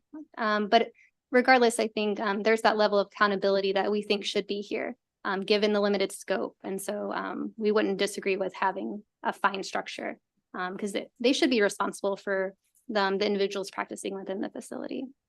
Right. If you could look into that and let us know, because I am concerned that, the Board of Physicians just can't enforce on a facility. And so there's no leverage to be able to, for example, hold their license if a facility doesn't pay the fine or ensure that there's adequate oversight and supervision, whatever. So thank you. Senator Reedy, please. Thank you, Mr. Chairman. Maybe for Ms. Krinky, from the hospital perspective, number one, for a long time, hospitals, are we still in the status where can you own radiological practice now or radiological equipment, or is it still outsourced to a partner? Does my question make sense? For many years, you couldn't sell, we were the only state where a hospital couldn't have its own radiological practice. So now, has that changed? That's a great question. I wish my colleagues were up here. I'm sorry. I know. Okay. I can go back and follow up with you. If that's all Somebody right. else maybe ought to answer the question later. Doctor, perhaps even my colleague probably could let me know. But not right now. No, I understand. Second question would be, I'm trying to understand as I look at this bill, and I know there's folks who are both for it and opposed to it, like all good scope of practice fights. What from the hospital's perspective what would we be if we had this sort of this lesser scope of practice category? What's the stuff that they can't do with this if this bill were to pass? And why is this? I guess I'm just trying to understand what we're addressing, and either person can answer. Only one, but whoever would like to answer that. What is it? Just so I can, like in layman's terms, what is this new category of people going to do, and what can they still not do if we were to pass this bill from the radiological perspective? So I'll do my best. They can't do fluoroscopy, CT, any advanced modality. They are limited to the chest, the spine, and the extremities. They are not able to do abdominal exams or pelvis or hip exams. So they are limited, but it helps for the urgent care setting because we do the majority of those exams in the urgent care So setting. when you say the modality, so they could do an X-ray and say, or your rib is broken, let's say, or your arm is broken, but looks like the hip might be dislocated. I mean, am I getting that, or? Well, I said very layman's terms. I'm a layman, so. Well, again, the limitation is that of a chest, spine, and extremities. So in the majority of the cases in urgent care, we do get them. Those are the majority of issues. Or injuries, you fall, anything more severe usually goes to the ER. It would be great to have the opportunity to do the abdominal area and the pelvis. However, we're just following the guidelines that are already set. Let's say for a minute you could do all of what you just said. Then what do we need the other license for? We don't. What do they have- do? The RTs are able to do all the other pieces. Plus, they can do fluoros. They can enter an ER and do the trauma, the more specific, more extensive views that LRT has not been trained to do so. And those are limited to the scope of practice that we follow in the ASRT. And if we got into what the more extensive views are, I would then need to be taking the class to become one. So I'll hold it there. I'm just trying to understand the dividing lines of where we're drawing the line to see what's appropriate. That includes OR too, right? So we need RTs in the OR. We also can't. Those are other limitations. Much higher level of. They are higher level, in which our RTs now in the urgent care do not get. But is it fair? Because I'm literally not trying to take sides on this. I'm trying to learn more. Is it fair to say that the argument against allowing this category is, well, yeah, you're saying it's only chest and it's only extremities, but sometimes a better trained person, at least theoretically, might recognize a problem that somebody who isn't as well. Is that the argument against it, basically? And your argument would be? Yeah, no, we would not recognize, we should not, as an X-ray tech, we should not be diagnosing a patient. We should be able to take the image and then send it to a radiologist and have that read by a radiologist appropriately. And at that point, the final report would diagnose the patient along with the MD or the. But and I'm so sorry, I'm really just trying to understand. Thank you. So what happens right now in a urgent care somebody who is a licensed RT is there, right? Although we Yes. have vacancies. So, Yes. but they still don't make any analysis there on site? Well, they can, the provider can do a preliminary. However, our turnaround times are within 6 to 10 minutes for radiology reads. So the patient doesn't have to wait for that read. We do try to wait for that read before we allow the patient to leave. Okay, okay. to Thank you make very sure much. That they're treated right. Yeah. All right, thank you. Thank you, Senator. All right, do we have any other further questions? Seeing none, Ms. Cranky, Ms. Caldas, thank you very much. Mr. Del Greco, you would stay at the table, please. I mean, Mr. Nugent, do we have Madeline Del Greco? If Madeline Del Greco, the two of you are signed up as favorable with amendment. So, Mr. Nugent, please. Good afternoon, Chair Bidle and members of the Finance Committee. I'm getting your place right because you moved on me. My name is Chris Nugent. I've been a radiologic technologist for nearly 11 years. I'm a director of radiology nationally for PM Pediatric Care, the nation's largest provider of pediatric urgent care. We have 10 clinics in the state of Maryland. The urgent care setting is not immune to the rad tech shortage. Rather, the issue is exacerbated in the urgent care venue as we find difficulty in retaining radiologic technologists given the gross underutilization of their vast skill set. It is imperative that patients have access to vital radiology services in our clinics and within their communities. Initially, I was skeptical of any alternatives to the radiologic technologist as we care for pediatric patients at PM Pediatrics. And pediatric patients are the most radio-sensitive population. So the risks of developing cancer increase with the pediatric population. I began exploring the idea of the limited scope rad tech, quickly finding that 34 states have a pathway towards limited scope X-ray. Additionally, I found long-standing educational programs that exist offering didactic content delivered by radiologic technologists. After a thorough review of the didactic content and knowing that I had radiologic technologists in supervisory positions to provide clinical training, I rolled out limited scope as an option for our clinics in Illinois. The results were fantastic. Not only did our limited techs pass the ARRT limited scope exam on the first attempt, but their imaging was also of high quality. To date, our pediatric radiologist who interprets our studies in Illinois has raised no safety or quality concerns related to our limited tech team in Illinois. On the contrary, he praises the quality of the imaging that they produce. Given the success that we witnessed in Illinois, we've subsequently adopted limited scope in 3 other states, Pennsylvania, Delaware, and Florida. And forgive me, I'm almost done, I promise. I'm confident, given the educational requirements that are being proposed, which exceed those outlined in many states, that limited scope X-ray in Maryland will provide a safe means by which to ensure radiology services remain intact in urgent care settings. Thank you, and I ask for a favorable report.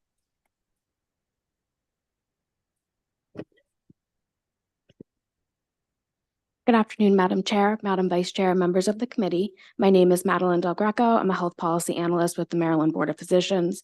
The board is in support of strengthening the healthcare workforce, decreasing emergency room wait times, and of Senate Bill 830 with a few amendments.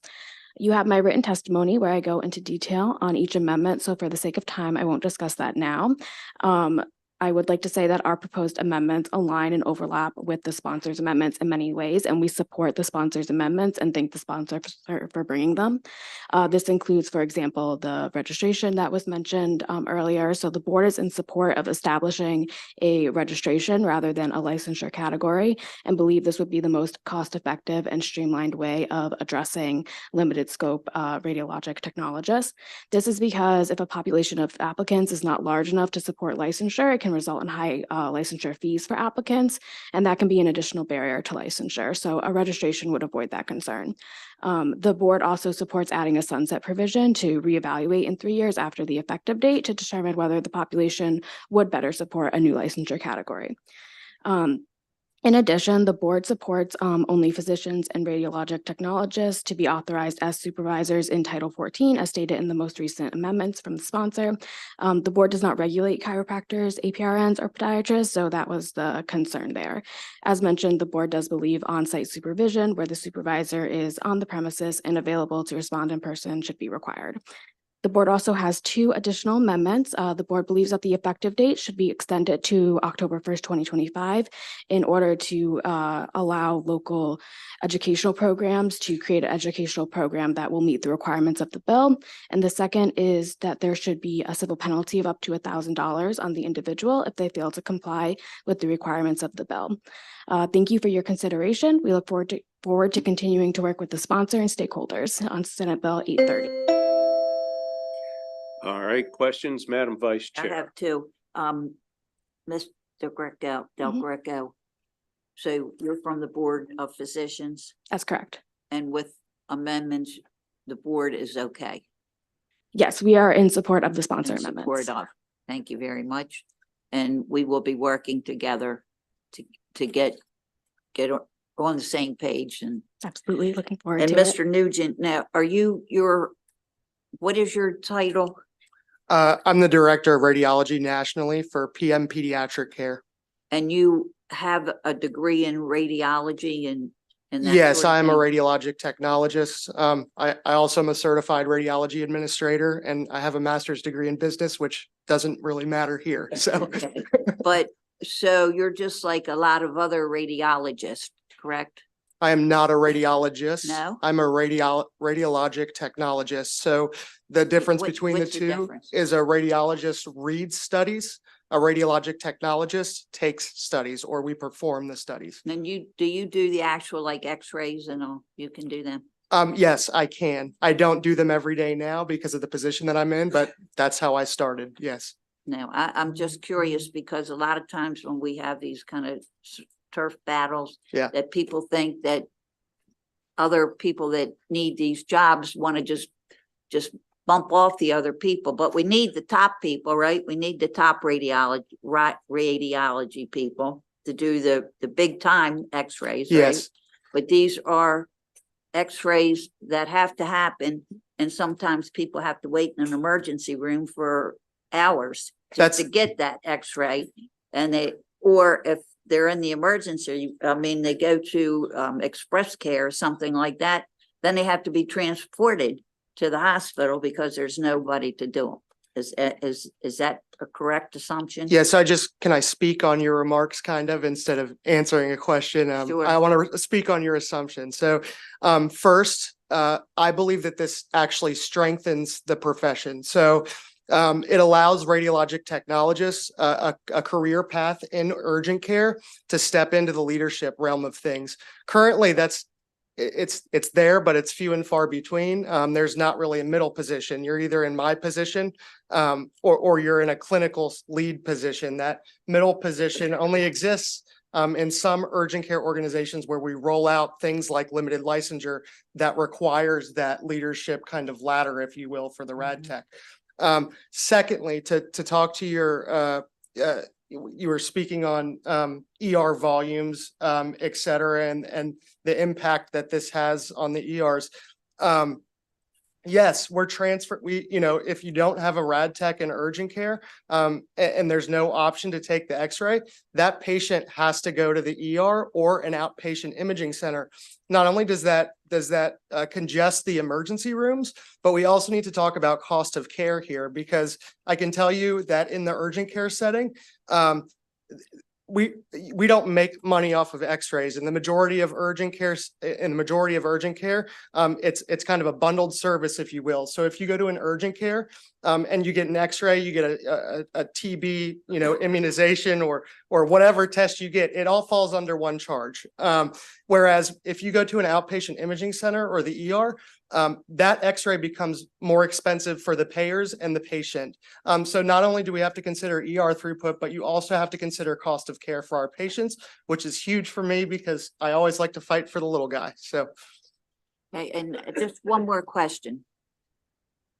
Do you know who trains dental hygienists to give x-rays? Who does that? I'm not positive. I don't want to speak on it because I'm not positive what the Okay. regs say in the state of Maryland. Okay, but I wish is there a dentist in the house? No, I mean, I really would like to know because I get those x-rays just like everybody else does twice a year. And so now I'm going to be really worried at the way people have been saying how I'm causing cancer. So Yeah. Yeah. So X-ray in general, plain film X-ray, the dose of radiation associated with plain film X-ray is extremely low. So I can tell you, you are not causing cancer. Thank you. There's always a chance. There's always a chance with radiation. We're always taught that no level of radiation is safe. But with that said, we're talking that chance is very, very minute with plain film X-ray because the dose is so low. So, Senator Klausmeyer, you do not have to be worried that you're causing cancer. Thank you. This is a great bill. I lost sleep over that. Yeah, I don't blame you. So thank you. You're welcome.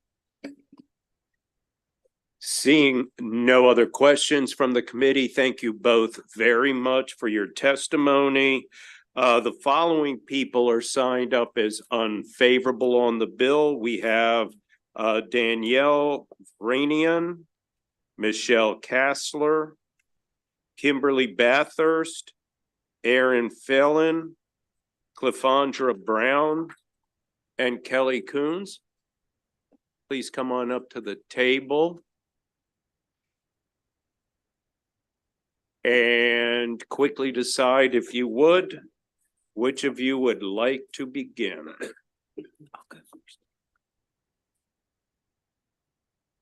And please introduce yourself as you speak. Thank you. Absolutely. Good afternoon, Madam Chair and esteemed panel. Thank you so much for this opportunity to provide testimony in opposition of SB 830. My name is Kim Bathurst. I'm a 36-year registered technologist, and I live in Anne Arundel County. Imaging patients with the least amount of radiation exposure with the best possible quality images is a key focus of every technologist. Do it once, do it the right way. Radiologic imaging, it's not easy. It takes skill, training, and continuing education every step of the way. SB 830, with its limited education requirements, lacks the foundation of this training. Pathways for continued growth in the field of radiography is what allows technologists to expand their expertise. However, it's important to note that in order to perform advanced level imaging, such as CT and mammography, you must first be a fully licensed registered technologist in radiography. Only then can you pursue your advanced education pathways and other specialty imaging. While SB 830 may be limited to the scope of practice of general radiography, this bill, as proposed, will have a long-term effect on the amount of fully credentialed registered technologists we have in the state of Maryland. Encouraging lesser education pathways and more limited licensure operators rather than fully trained RTs, SB 830 won't help ease the shortage of fully trained technologists. Basically, as RTs retire, we will not have the supply to backfill the demand. Promoting screening and access is vital to early cancer detection. Knowing today, on average, only about 60% of patients are compliant with annual screening mammography, and only about 6% are compliant with annual chest CT lung screening. How will we in Maryland meet the needs, the higher demands of advanced imaging without properly trained and credentialed technologists performing this much needed cancer screening exams? While I am opposed to this bill as written, my radiology colleagues and I are heavily invested in working with the stakeholders to come up with a solution that both addresses the shortages and does so safely for Maryland patients. Thank you.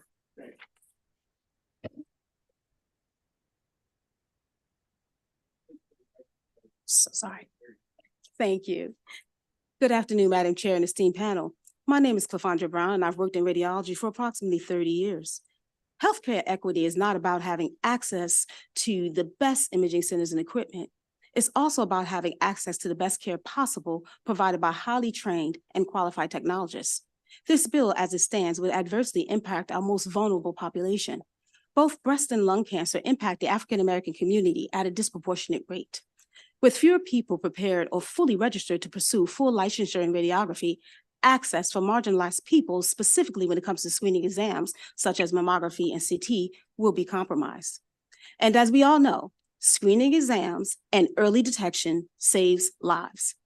However, the lack of quality imaging may exacerbate generational fear and mistrust of healthcare providers amongst the African American community, as they may not receive the same level of high quality care. Lack of quality imaging was the cause of my mother being misdiagnosed, which ultimately led to her cancer diagnosis progressing to stage 4. Therefore, lessening the quality of care and severe reduction in training and education for radiologic imaging is not the answer, but making pathways for young Brown and Black people to enter the healthcare workforce by giving them the appropriate time, tools, training, and technique to provide the highest possible care while challenging them to further their career growth through positive reinforcement is the solution. And while we oppose this bill as it's written, we are heavily invested in working with the stakeholders to come up with a solution that both addresses the shortage and does so safely for Maryland patients. Patients assume that they are receiving the highest quality care when they enter medical facilities. Let's prove them right by doing the right thing and leading radiology and Maryland forward together.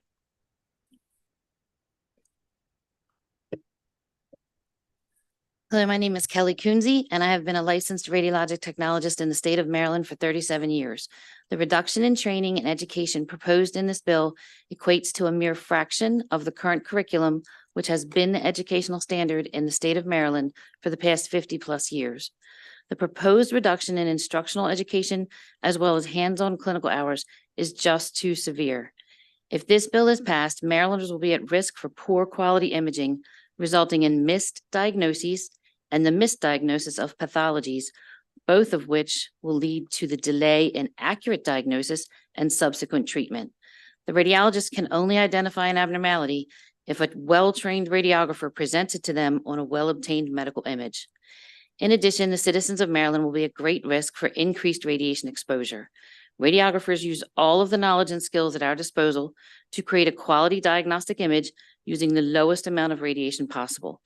These parameters include technique selection, tissue density, body habitus, knowledge of anatomy, patient positioning, landmarking, and collimation, just to name a few.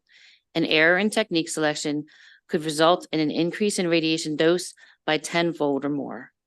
I ask you this: would you want to take your 6-year-old daughter, who has all of the eggs that she will ever produce in her lifetime, already stocked in her young ovaries, for a spine X-ray to an individual with 10 to 25% of the standard training of a licensed radiographer? The scary part is that no one would ever know that this child had been over-radiated, and later in life, when this same child reaches her 20s and tries to have children, only to be faced with infertility issues, it is likely that no one would ever track that back to the over-radiation of her reproductive organs at the age of 6. In healthcare, we all work under the guiding principle of first do no harm.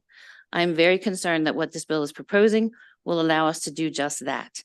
It is incumbent upon us to protect the citizens of Maryland. I know that together we can do better. While I am opposed to this bill as written, I'm heavily invested in working with the stakeholders to come up with a solution that both addresses the shortage and does so safely for Maryland patients.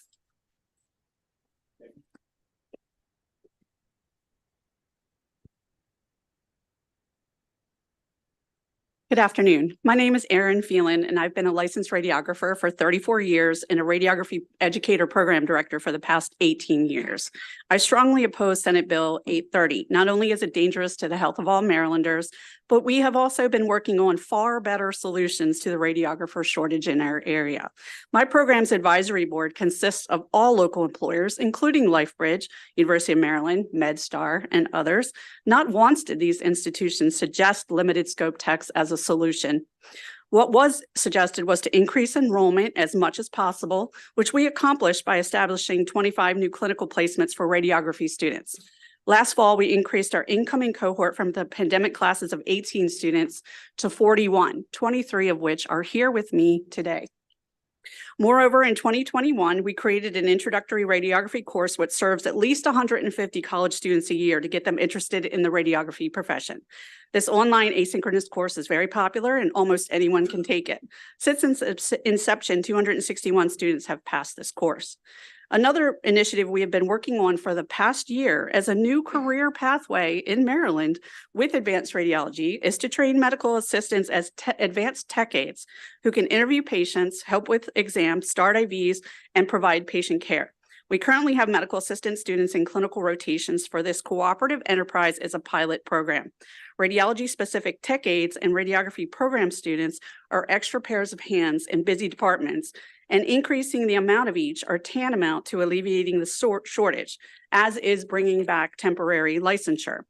Our efforts over the past few years are safer and wiser solutions to the proposed bill, which will only take away applicants to radiography programs and create an even worse shortage.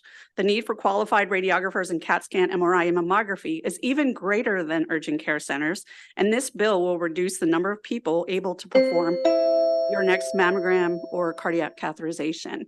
I thank you for your time. Good afternoon, Madam Chair, Madam Vice Chair. My name's Danielle Varanian, and I'm an attorney who represents the Maryland Radiological Society and RadNet.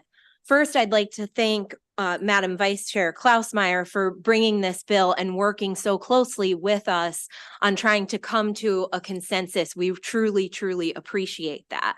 We recognize that there is an issue here and that there is a shortage, but our concern is that the response to the shortage is going to create yet another problem. And we have a concern specifically about safety to Maryland patients. First, from a legal perspective, Maryland does not allow limited licensure. So if we're going down the road of limited licensure, we're sort of jamming a square peg in a round hole. I understand that the board's amendments take care of this with respect to a registration, but we haven't had an opportunity to study those amendments closely yet. In addition to that, we've heard a lot of testimony today about the goals of this bill and the ways in which the bill is intended to be used and how it's limited. Unfortunately, the bill as written, though, is not limited in those ways. While it provides that there's no imaging of the head and the abdomen, every other part of the body is included. Nothing in the bill specifies that this is a stepping stone for MAs. So to Senator Lamb's point, a person coming out of high school could be subject to this. The other question that we have that's of significant concern is the supervision piece. In my understanding of the amendments, and I've read them only briefly, is that it specifies that it's a physician or an RT, but it doesn't specify that it's on site. It says on site or immediately available. We don't really know what that means. So at this point, we're looking forward to working with Senator Klausmeier and the remaining stakeholders on this issue to come to an agreement to help address the shortage, but to do so safely. Thank you. Thank you. One more time, I called for Michelle Kassler, who signed up. Ms. Kassler had to leave. Got it. Thank you very much. Okay, we do have one unfavorable signed up virtually. So why don't we go to Ms. Lorelei Ma? Can you hear me? Yes, ma'am. Thank you. Thank you so much. Thank you, the chair and Madam Vice Chair and members of the committee. I'm Lorelei Ma. I'm a radiologist in Baltimore. I'm speaking in opposition to Senate Bill 830. And while speaking in opposition, as others have said, we're hopeful that we can work with the stakeholders so that if there is a limited licensure radiology technologist, it is one who's correctly trained, didactics, hours and hours of hands-on training and adequate testing, and CME. These are of the utmost importance for patient safety. Speaking as someone who has, I'm in the outpatient settings now more, but I've worked in hospital settings over many years. When a patient's getting an x-ray, they depend on their x-ray technologist to know how to handle the patient safely. These patients are sick. They're often injured. If they're in the hospital, they may have been in a motor vehicle accident, and they usually come down with only a transporter. So they really need to know how to take care of that patient safely. They need to know the anatomy of the area being imaged to be superb in their ability to position that very sick patient sometimes correctly. As the radiologist, can really only read the images to the best of my ability when the images are performed with the correct positioning. In addition, the patients really depend on the x-ray technologist to know how to utilize the correct amount of radiation both in the amount of photons or energy, MAS, and in the energy of the photons or the KVP. The balance of these is important in getting the correct exposure, not over irradiating the patient and getting the optimum image. And it's not all automatic. For example, a child's tissues are sensitive to radiation, and we see children in the hospitals and urgent cares all the time. Too high of an energy dose, even if you have a lot, even if you don't have that much energy, but the actual KVP will go right through the child because they're small, and the film will be overexposed or non-diagnostic with repeats needed. However, if the energy is too low, no matter how much energy you give, if the amount of the actual energy of that photon is too low, the X-ray won't go through the patient. It'll get stuck in the patient, and that underexposed film will cause radiation exposure to the patient and to that child. And remember that radiation in a lifetime is cumulative. You don't get rid of your radiation. The radiation damage to your DNA is over your entire lifetime. So to me, I'm sorry if I go over a little bit. I just want the level of training to be optimal, superb, not just getting by, because our Maryland patients deserve more than that. I do think that the ASRT curriculum that others have described really Ms. is. Ma, please wrap up. Thank And I you. thank you so much. And you know, I look forward to working with the stakeholders, but I really do want to make sure that Maryland patients are safe and are getting optimum imaging. Thank you. Thank you very much. I see a question, Senator Ellis, please, sir. Yeah, thank you, Mr. Chair, and thank you for your testimony. So what's your name in the middle? Kelly Coonsey. Ms. Coonsey. Okay, you talked about the knowledge and safety of technicians radiology. I have a question. I didn't pick this up in this bill. Does this your profession covers like people who take those X-rays in the dental office? Do they have to be trained by? You do not have to be a registered technologist to take dental x-rays. That is one, pardon? Dental assistants can do that. So that is the one area where imaging has been carved out now for a while. Okay, so dental technicians do that, but they don't have to go through any kind of radiological training? I don't know what training they go through, but they do not go through a full radiography program. Do you know that? Yeah. Senator Ellis, I can help answer. I happen to represent a lot of dentists too. Okay. Dental assistants are carved out and can take x-rays in a dental office, but they do go through training in taking those x-rays, but that training is specific to x-rays of the mouth. Yeah, because okay, the reason I'm getting at is you talked about the accumulation of that radiation in your body. And so I guess it doesn't matter whether it's the head with dental or other part, it just accumulates, right? And so someone reached out to me, a constituent, saying that they went to the dentist and they were getting I think a cap, and they couldn't just get the cap right. And that dental technician did maybe 8 x-rays, you know, back and forth. I'm like, that sounds excessive.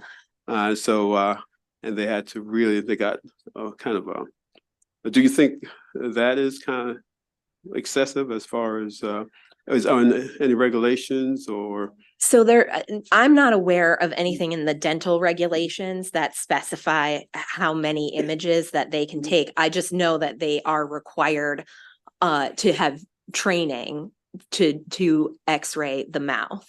Yeah, but as far as accumulation of the I guess X-ray, is that radiation you could say in the body? Yes, and Dr. Ma might be the best person to answer that question because she's the physician. Hi, do you mind if I ask the question? Mr. Chair, do you mind? No, just please try to be as brief as you can. Thank you. I apologize. Yeah, it is true. Any radiation you get, including the dental radiation you get, is cumulative, and the effects are cumulative because each amount of radiation usually does some small amount of DNA damage, and that damage isn't really undone. It just accumulates over a lifetime. And it is known as a cause of cancers in life, and it is known that medical imaging is the highest reason of radiation dose to the public. So do you know of any limitations as far as the imposition of these X-rays? I mean, someone in the practice, dental or any other practice, can just do as many as they want in order to not My son-in-law is a dentist but I have not asked him, but I do think that they probably have standards as to how much radiation, dose they can use or that they have to show that they comply, but I don't know myself. Yes, thank you. If you could reach out to me offline with that, I'm just curious to know. Thank you so much, Mr. Chair. Senator Hershey. Thank you, Mr. Chairman. Yes, sir. Ms. Kunze, was that, just reading your testimony and appreciate that you are trying to help solve the current radiologic personnel shortage. But RadNet's a national company, is that right? Okay. Do you have limited scope practitioners performing x-rays in other states? We do, California. And so how is that any different than what we're asking to do here? So in California, those limited licensed technologists are working in an outpatient radiology center with direct supervision by a full complement of registered technologists and senior techs always available to them and radiologists. So it would be vastly different from someone working independently in an urgent care setting or a freestanding medical facility with no person with a radiation education background directly supervising them. So how many states do you work in or do you operate in? RadNet's in Seven. seven. And California is the only one that has limited scope practitioners? I don't know. I know that's the only where we employ them as California. Someone mentioned Delaware, but we do not employ any limited licensure technologist on the East Coast. No. On the East Coast, but you said you did 7 states. So are they all on the East Coast? No, we have California and Arizona. So in Arizona, do you have limited scope practitioners? No, not We that do I'm not. aware of. Just California that we know of. That you know of. Okay. All right. Thank you very much. Sure. Thank you, sir. I believe the vice chair has a question. I just have a question. If I go in to have an x-ray on my leg, on my foot, or my toes, and it doesn't matter who does the x-ray, how much x-ray, what's the word? Radiation, how much radiation am I getting just for, say, a series? I think I broke my foot. How many x-rays would I get and how much radiation would I get? So that would be our concern. A regular foot series would probably be 3 views. We would hope that it would be limited to 3 views. Our concern is that it may take a lesser trained individual 6 or 7 tries to get 3 accurate views. But Dr. Ma, I don't know, can you quantify the amount of radiation in an extremity x-ray? Do you guys mind if I talk? Please, very quickly. We don't want to be bouncing around. Thank you. Ms. Ma, very quickly. Okay, the radiation x-ray, like in a chest x-ray, is about 35 rem or millirem, which is not a large amount of radiation. And, healthcare workers are allowed to get 5 rem a year, but the foot is probably on the order of that, but I do not know the exact amount. And I do think, though, that, one of the things is that the correct imaging gives you the correct number of images. And if you don't do it correctly, you have to repeat it. But it's not a huge amount, but it is cumulative over a lifetime, all the times you get any part of your body x-ray. Thank you, Ms. Ma. Okay, you all have said that, you're going to come to the table and work. So we're going to be working in the next couple weeks to get this bill and get it the way we need it and help the hospitals and help the urgent care facilities to get enough people to take x-rays, because I don't want to go to a place and they go, "Oh, sorry, can't x-ray your foot because we don't have a rad tech here." So it's something that we need to do and we're going to do it. So we do recognize the problem and we're happy to come to the table with you. Absolutely. 100%. Pick a couple people out. We don't need tens and tens Okay. of you. So you guys decide who you want and we'll get a hold of you. My office will get a hold of you. Certainly. And we'll sit down and it's going to happen. Okay, we appreciate that. Thank you. All right, colleagues, seeing Thank you. no other Thank you. questions you. from the committee, that concludes the hearing on Senate Bill 830.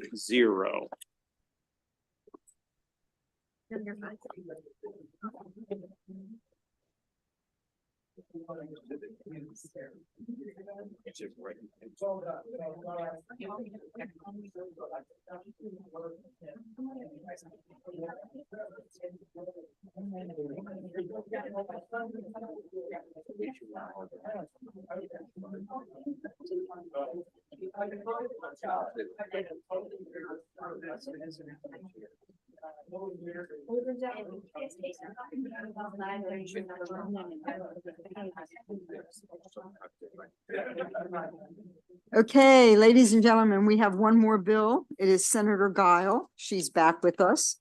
Senator Guile is going to present Senate Bill 795. There's a new chair and crazy things happen when you go to JPR. You're bringing up your panel, Senator Guile? Yes, yes, thank you. Right. Hi.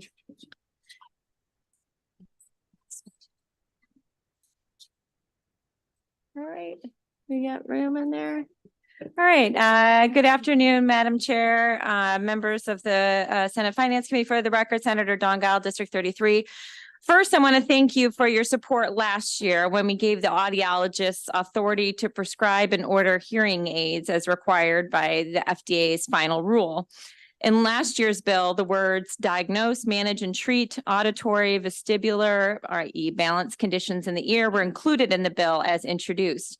Due to objections from ear, nose, and throat doctors, and in the spirit of compromise, those words were struck to pass last year's bill, notwithstanding the strong evidence we'll present this year to prove those words belong in the statute. So now, why are we asking for these words and other essential healthcare provisions that directly relate to the training and competency of audiologists to be inserted into the practice of audiology statute? The answer begins with the fact that it's been 20 years since the basic audiology statute was written, and the science of audiology and the technologies related to audiology have changed. We want to do two things. First, modernize the audiology statute to reflect these medical technological advances that benefit patients. And secondly, harmonize the audiology statute with other similar health occupation statutes in Maryland and in other states. I've appended those statutes and regulatory references to my written testimony. In the normal concern of perceived scope battles that this committee hears, you should ask yourself, why should a profession which is capable of providing audiologic medical services to the fullest capabilities of their education and training be prohibited from doing so? Our goal here is to provide the most affordable and skilled healthcare with timely access to our constituents. During my sponsor panel, you will hear directly why patients need the audiologist to order certain procedures, not perform, but order those procedures. You will hear about the misdiagnosis of a tumor by an ear, nose, and throat physician that was suspected by the audiologist and could have been confirmed and treated years earlier if the doctor of audiology could have ordered imaging. You will also hear from audiologists about how her patients are being told they must wait 5 weeks to see an ENT when they need immediate care. The opposition will also profess that they would take the patient earlier if called, but they were called. Appended to my testimony is a detailed and extensive documents that support and justify this bill and support the modernization of the audiology statute and harmonizes the statute with other healthcare occupational statutes in Maryland. Specifically, the words diagnose, manage, and treat are used in the optometry, podiatry, chiropractor, and dentistry statutes and are cited in the appendix. More specifically to the bill, healthcare screenings are a part of the Academy of Doctors of Audiology licensure requirements and referenced in my appendix with other sources. Removal of a foreign body or a ceramin, a fancy medical term for earwax, from the external ear is absolutely supported by the medical training of those licensed audiologists, but it is being restricted in their practice by the proposed amendments. The ordering of cultures and blood work, as cited in the appendix, is part of the American Speech, Language, and Hearing Association's Council of Academic Accreditation treatment standards required in a Doctor of Audiology program. The proposed MSO amendments strike for which audiologists are trained to order blood work. It's a denial of the right to practice in the full scope of their licensure and to the detriment of our constituents. As part of a medical team, especially with bone anchored hearing aids and cochlear implants, both have a surgical internal and external component. Radiographic imaging is required prior to the surgical procedure. The MSO amendment would increase costs to patients by requiring more appointments with the ENT surgeon. All of this is required before the surgeon will schedule surgery. This is a common but unnecessary barrier in the audiology profession, affecting the patient's affordability and timely access to healthcare. Therefore, fellow members of the committee, I appreciate your attention to this important bill to modernize the audiology statute and to harmonize it with other Maryland health occupation statutes in other states with similar statutes that are cited in my appendix. And therefore, I respectfully request a favorable report on Senate Bill 795. Thank you. Thank you, Senator Guile. Madam Chair, distinguished members of the committee, Gil Jen on behalf of the MAA. The Board of Examiners is the licensing authority for audiologists in the state, and they unanimously support this bill as written. If there were concern about their training and competency in this bill, they would have said so. The MSO opposition letter decries the specificity in our bill, and they cite the phrase, quote, use any means known in the science of audiology, and says it's too broad. Really? Let's look at the optometry statute. Optometry means to use any means known in the science of optics. Sound familiar? The MSO inserts the words non-medical in its proposed amendments to modify, evaluate, treat, diagnose, and manage conditions in the ear. The two accrediting doctoral program bodies in the ACA standards for doctors of audiology and the CCC certification that the opposition letters put in their signature block state, students will be able to diagnose, triage, treat, manage auditory, vestibular, balance conditions and diseases for patients, and prescribe, perform, interpret clinical, laboratory, and other diagnostic procedures and tests. In the letters of opposition, the ENT employed audiologist all probably admitted to medical malpractice when they stated, quote, I am not also trained to make a medical diagnosis of a disorder or condition of the ear. That is the exact standards that they just trained for in these standards. I'm done. Okay. The non-medical amendment would change the statute and force patients to pay privately for services that are currently covered. The audiologist would then be unable to meet the medical necessity required for insurance coverage. We will present compelling testimony, what that means to your constituents, and why the MSO amendments are a barrier to timely access, actually increase costs to your constituents, and increase unnecessary visits to the ENT offices. We urge a clean, favorable report on Senate Bill 795. Thank you. Madam Chair and committee members, my name is Dr. Melissa Segev, and I am in full support of SB 795. I'm a doctor of audiology and private practice co-owner of 10 locations in Maryland. I've been practicing audiology for 15 years, and I love what I do, being able to help the lives of so many Maryland residents, but I can do more. Ordering, not interpreting lab work, radiology imaging for patients can provide insight into other health disorders that cause hearing loss, tinnitus, or dizziness, such as autoimmune disorders, diabetes, heart problems, neuropathy, infections, medications, metabolic and hormonal disorders, vitamin deficiencies, etc. Certain medications are ototoxic, meaning they cause hearing loss and dizziness. Monitoring blood levels of these patients is important, as a dosage or duration can be adjusted to limit further damage. The biggest concern for audiologists are finding an acoustic neuroma in a patient, which is a benign tumor that can grow on cranial nerve 8. An MRI is the only way to confirm this. However, audiologic testing can suggest a tumor is present. If an acoustic neuroma is identified, those patients are referred to neurotology, a physician who specializes in acoustic neuromas, not local ENT doctors, especially in rural areas of Maryland. I have 2 offices in rural areas where patients drive over an hour to see our providers, and if they had to travel further, I really believe they wouldn't seek treatment. MSO gave a compromise, and they feel audiologists are unable to perform health screenings without training. MSO feels we need to check in with the board to demonstrate proof of training when treating patients, and MSO feels we need to refer a patient with auditory and vestibular dysfunction to a physician assistant, and nurse practitioner rather than manage treatment ourselves. MSO should stop feeling what audiologists can't do and focus what is in our education and scope to help Maryland constituents. Our two accrediting body to show we can manage, evaluate, diagnose, and treat auditory and vestibular conditions. Both physician assistants and nurse practitioners have less education and clinical training of the ear than us. Furthermore, this will increase patient costs. It appears MSO is so focused on disputing the science of audiology and disrespecting our profession that they're ignoring the purpose of this bill. This bill is about patients, giving them the ability to be managed and educated, or managed by educated and qualified doctors of audiology. I ask for your favorable report on SB 795. Thank you.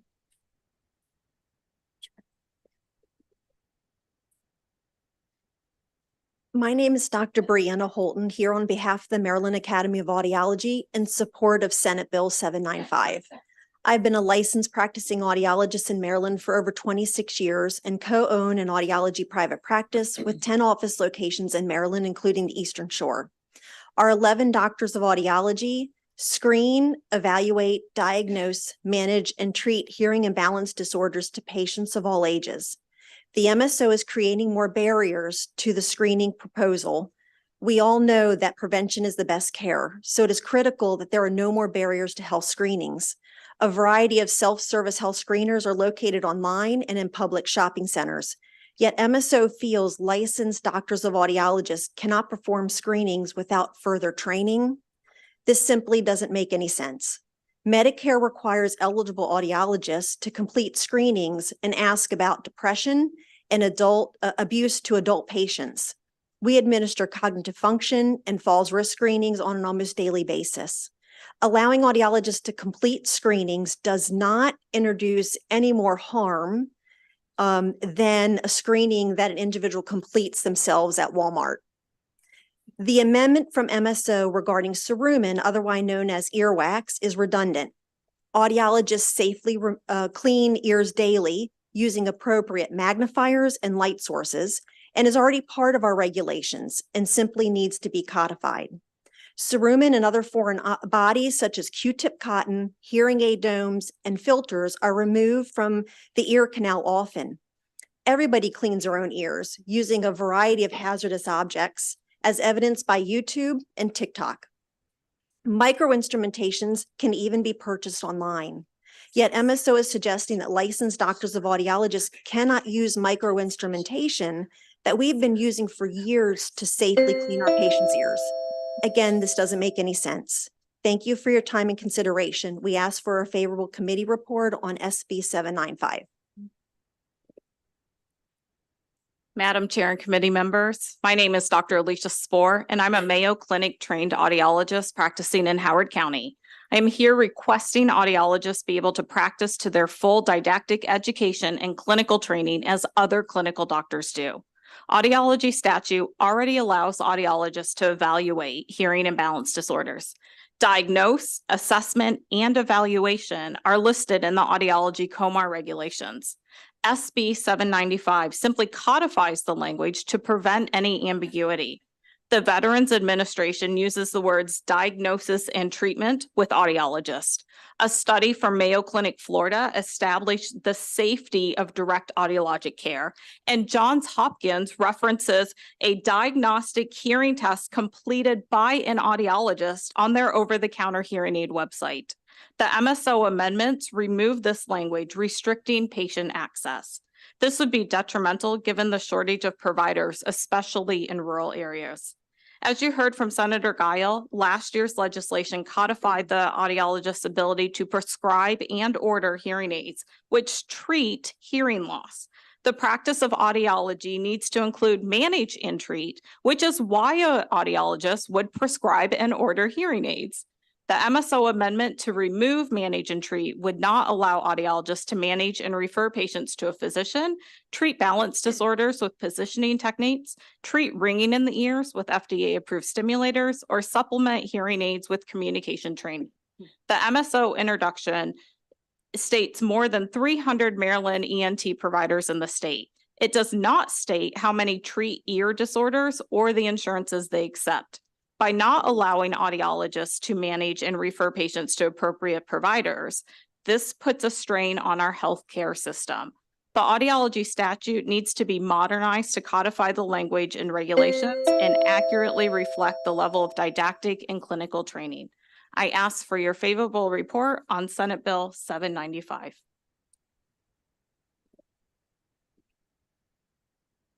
Madam Chair and committee members, I'm Dr. Jana Brown, and I'm testifying today as a licensed doctor of audiology in Western Maryland, not as a current member of the Board of Examiners. In 2007, I saw a 32-year-old female patient for a hearing test that was recommended by an ENT. After completing her history and diagnostic evaluations, I was convinced she had an acoustic tumor in her right ear. I advised her to get an MRI. Her ENT refused, which I found out when the ENT sent her back to me over 8 months later. She had now lost all hearing in the right ear. After finally obtaining the MRI, her acoustic tumor was confirmed and she had surgery at Johns Hopkins. 2 years later, I was sued by this patient for 2 reasons. One, she thought the ENT was my employee. They were not. Secondly, because I had not ordered an MRI. Since I couldn't order imaging, my hands were tied, and the best I could do was beg her physician to place this order. Had I been able to place the order for imaging, this patient's outcome may have been very different.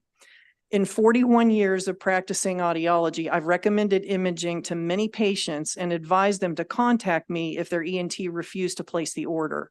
I would then discuss it with the ENT or their primary care physician so they got the care and imaging they needed. Ordering imaging will not preclude us from making appropriate referrals back to the physician. The audiologists that are opposed to this definition change are all employed in ENT settings. They have no need to order imaging or blood work as the patient is seen by the ENT immediately after the hearing test. Garrett County has access to ENT services 1 day per month. Allowing audiologists to order imaging will reduce wait times for appointments and reduce repeat office visits for patients. It will also reduce healthcare costs, reduce the demand on ENT schedules, and most importantly, provide better outcomes in healthcare for the patient. I urge your support of Senate Bill 795. Thank you. We have some questions for this panel. Senator Reedy. Thank you, Madam Chair. Thank you all. And I think, it's interesting as I look through this bill, making the case that we need to tweak, modernize the statute. I think great job making that case, because I think that's probably pretty clear based on these definitions that are in here. I do have a couple of questions. One is that there's a terminology in here that you're replacing the current definition, apply the principles, methods, et cetera, that's in the statute. It says use any means known in the science of audiology. That's not defined in the bill as of yet. Can somebody give me like a 1 minute on what is the science of audiology, and could we maybe define that in this? Not to speak, certainly talk to the sponsor, but having a little more definition of that, just so I can understand what that means. Sure, I'm happy to take a stab at that, and I appreciate it, Senator. When we were going through and looking at the modernization, we were comparing the other clinical doctors that have their 4-year clinical doctoring degrees and their education and training. And so we looked a lot around optometry and dentistry, which is what the Doctor of Audiology degree was modeled upon.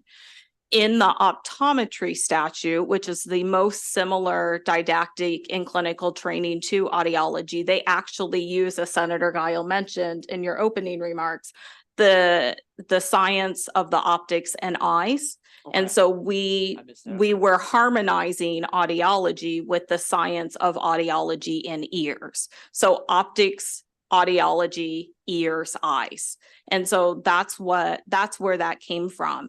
The definition of audiology is actually the science of hearing, the auditory system. So maybe the science of hearing is slightly redundant. So we could take out one of those sciences. And you said optometry. What was the other one you guys looked at? Optometry and dentistry are the two that are closest to the profession of audiology. And then one other question, probably for maybe one of anybody up here. So when we start talking about prescribing, everybody gets nervous. And so, I mean, I've had people contact me about this, like we talked about on the last bill, every good scope of practice fight has these kind of questions. But I guess I understand we talked about wanting to be able to prescribe hearing aids and things like that, which I supported. And, I'm supportive of the efforts here. But can we, can somebody talk to me about what else you would be prescribing a little bit more in depth? Yeah, happy to take that too. You'll see in the language, there's no mention of prescription medications. So number one, that is off the table at this point in time. But around hearing aids are the beginning or even the middle of an entire treatment plan that's put together for patients. And it's a device that's used within that entire treatment system that we work with patients. And that could be for hearing loss. It could be for auditory processing disorders. It could be for tinnitus, ringing in the ears. There's a variety of different reasons. But you don't just give somebody the hearing aid and let them go. Right? You have to teach them to listen again. You have to teach them how to use it, communication strategies, auditory rehabilitation, different type of learning disability, compensations, things along those lines. But hearing aids are the first device that are often pulled out. When we look at any type of surgically implantable treatment, which we're not asking to do the surgery, that's on page 3. It specifically says we're not doing the surgery. But when you look at those external components, those are all completed by the audiologist as well. So for example, patient needs a bone anchored hearing aid because of a very specific type of hearing loss, or they need a cochlear implant because hearing aids do not work for them anymore. They would see that otoneurologist for the surgery, but then they're coming back to the audiologist and we're prescribing, ordering, fitting, selling, dispensing that external component, same as we do with the hearing aids. So back last year, if you remember, we didn't make up the word prescribe and order. The FDA made up that terminology phrase, prescribe and order. So we are just mimicking the FDA's language on those external components, which are within the purview of our didactic and clinical training when we're working with those patients. So prescribe, and I'll wrap up. Prescribe is external. We're not Yes, prescribing anything external. And so it should prescribe and order, the sound processor, all of that is external. Okay, all right. Thank you very much. Thank you, Madam Chair. Thank you, Senator Lamb. Thank you, Madam Chair. So just in reviewing this bill, this would allow audiologists to order cultures and blood work testing, order radiographic imaging. I think Senator Reedy already touched on some of the things that I was going to touch on earlier, which it seems, at least from the MSO's perspective, obviously, that the use of the phrase "any means known" seems a little bit broad. Are you willing to consider any narrowing of that at all, or is that where your position is? I'm happy to answer that too. So again, we're always open to talk to different people. And I think Senator Guile and your staff made a really good case back in November, December, when the LR was written, to make sure MSO was aware of it at that point in time. I would also say that, again, we were looking to harmonize the language within these different practices of clinical doctors. And because audiology is most similar to optometry, I don't want to say we stole from them, but we did. We copied the optometry language and provided that as part of that harmonization process. So as audiology, we're always willing to sit down and find something that's still going to make sure that the patients have accessibility and affordability, which is really what we're coming back to. And so if there are suggestions or comments around that, again, happy to look at it. But again, we were using something that had already been passed with the hopes of, we weren't trying to reinvent the wheel. We were just trying to mimic somebody that has the same education and training as what we are asking to do for our patients. I mean, and you bring up the fact that some of this was language that was probably pulled from the optometry parts of the statute. And I guess, when you look at evaluate, diagnose, manage, and treat, there's some concern that it traditionally is pulled from kind of the practice of medicine, which is much broader than just the practice of audiology. And so, how is there any willingness to kind of look at that as well when it comes to that definition? Because it just seems to mirror a lot of the Board of Physicians and practice of medicine side. Are you asking that our legislation read to practice medicine?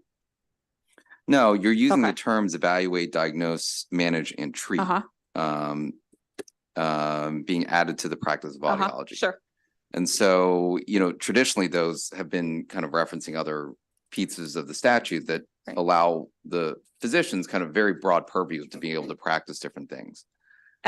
Sorry, I didn't mean Go to. ahead. Okay. I was gonna say, at least, my memory, if you look at the appendix that I believe Senator Guile uploaded with her testimony as well, the practice of medicine, and again, diagnose, heal, treat, and surgery. We're asking for diagnose and treat. We're not asking to heal or cure anybody. That within our profession and what we came up with was much more of that surgical prescription medication type of thing. We're not healing hearing loss. We're not healing tinnitus, ringing in the ears. We're managing and treating that. And we're not doing that surgical component, which again is outlined, and I apologize, Senator. And I would just add that that language is consistent from other states and as listed in the appendix too. So some of that language is not in a vacuum.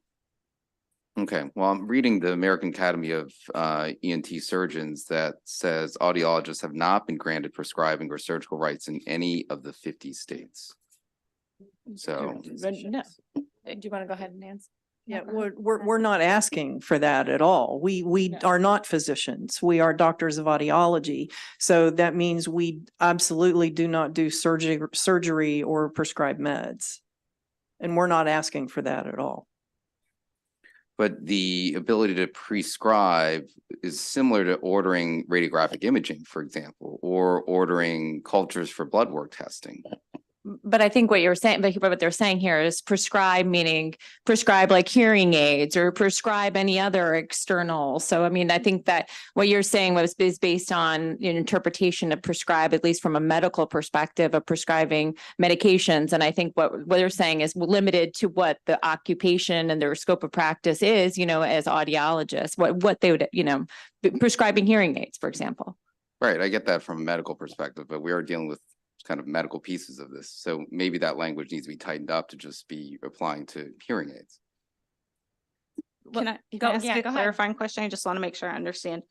In the bill, it says prescribe and order hearing aids, which was passed last year. Prescribe and order the external sound processors for bone anchored hearing devices, and prescribe and order the external components of cochlear implants. Is that the word prescribe that I just want to make sure I understand. The language is pretty tight. It says right here, it says in line 11 of page 2 that it itemizes everything. If you're concerned about the word prescribe, it actually itemizes specifically what they can prescribe. We'll follow up with. Okay, some additional happy to have comments. that conversation offline. Thank you. Senator Kramer. Thank you, Madam Chair. Dr. Brown, I know you had to try to get all your testimony into 2 minutes, but there was something that you mentioned that caught my attention, that you said that and you practice in Western Maryland, and you said somewhere out there that there's only one day, did I understand, per month that there's an ENT available? Yes, sir. To serve the residents of that part of the state? Yes, sir. Could you please explain that? Because it sounds like, wow, you all are terribly underserved. Yes. In Western Maryland. And would you maybe just share what that's about and how this bill would help to improve that situation where you are? Thank you for that question. Yes, I live in Garrett County and we have 0 ENTs in that are based out of Garrett County. Allegheny County has 2 ENTs. The population of Garrett County is just shy of 30,000 people. And if I remember correctly, I think Allegheny County, where in Cumberland, I think the county's just shy of 75,000. So we're looking at about 100,000 people, excuse me, that are served by 2 ear, nose, and throat, general ear, nose, and throat physicians. One of those physicians goes to Garrett County 1 Friday a month. That's it. That's it. So my population where I was a former private practice owner until October. But very underserved. So we try very hard to manage our patients, to get them where they need to be, to get them to the correct physicians, to get them to ENT. This bill is not about not referring to ENT. This is about getting them to the appropriate referral sources in a timely manner. We, unfortunately, because we are so underserved out there are frequently, when we find something with our diagnostic testing, we can't get them in to see somebody for weeks at a time, and they end up in either way, they have to drive an hour to get care, especially from Garrett County. If they can't get in quickly, they end up driving an hour and they have to leave the state, and they end up going to WVU Medicine, West Virginia University Medicine. Or they may not even bother, I'm Yes. guessing, in a lot of instances. That is exactly correct. So, this is part of the reason that imaging would be helpful. That's what I have talked about in my testimony. It would speed the entire process up. We aren't interpreting. We aren't making recommendations other than, for example, if it is an acoustic neuroma or vestibular schwannoma, which are tumors of the inner ear, we want to get them to the neurotologist as fast as possible. If they have a middle ear disorder that needs surgery, we're not just going to sell them a hearing aid. We want them to get to the appropriate surgical intervention as quickly as possible. And if I recall correctly, this is an area of the state with kind of an aging population that probably is I know my hearing's not getting any better. So I'm guessing there is even a greater demand by virtue of the demographics there to fill this need. It's very true. And there's also, because of the aging population, incredible difficulty with transportation issues.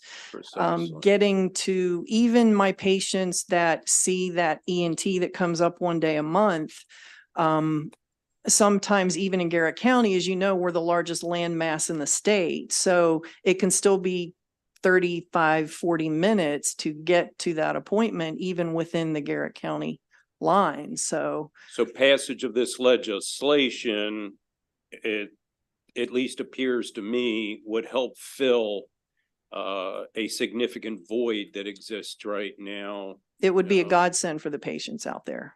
Okay, thank you for that. Thank you for your Madam question. Chair. I don't see any other questions for the sponsor panel. So we're going to move to some unfavorables. Thank you. Thank you. Thank you. Dr. Shannon Pryor, Dwayne Taylor, Daniel Shattuck, Barbara Bricado.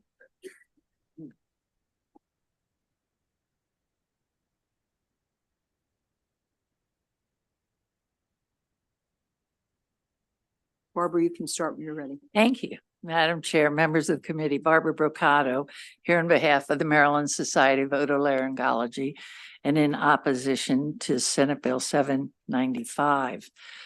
But I first want to say that this bill does totally redefine audiology in the broadest terms.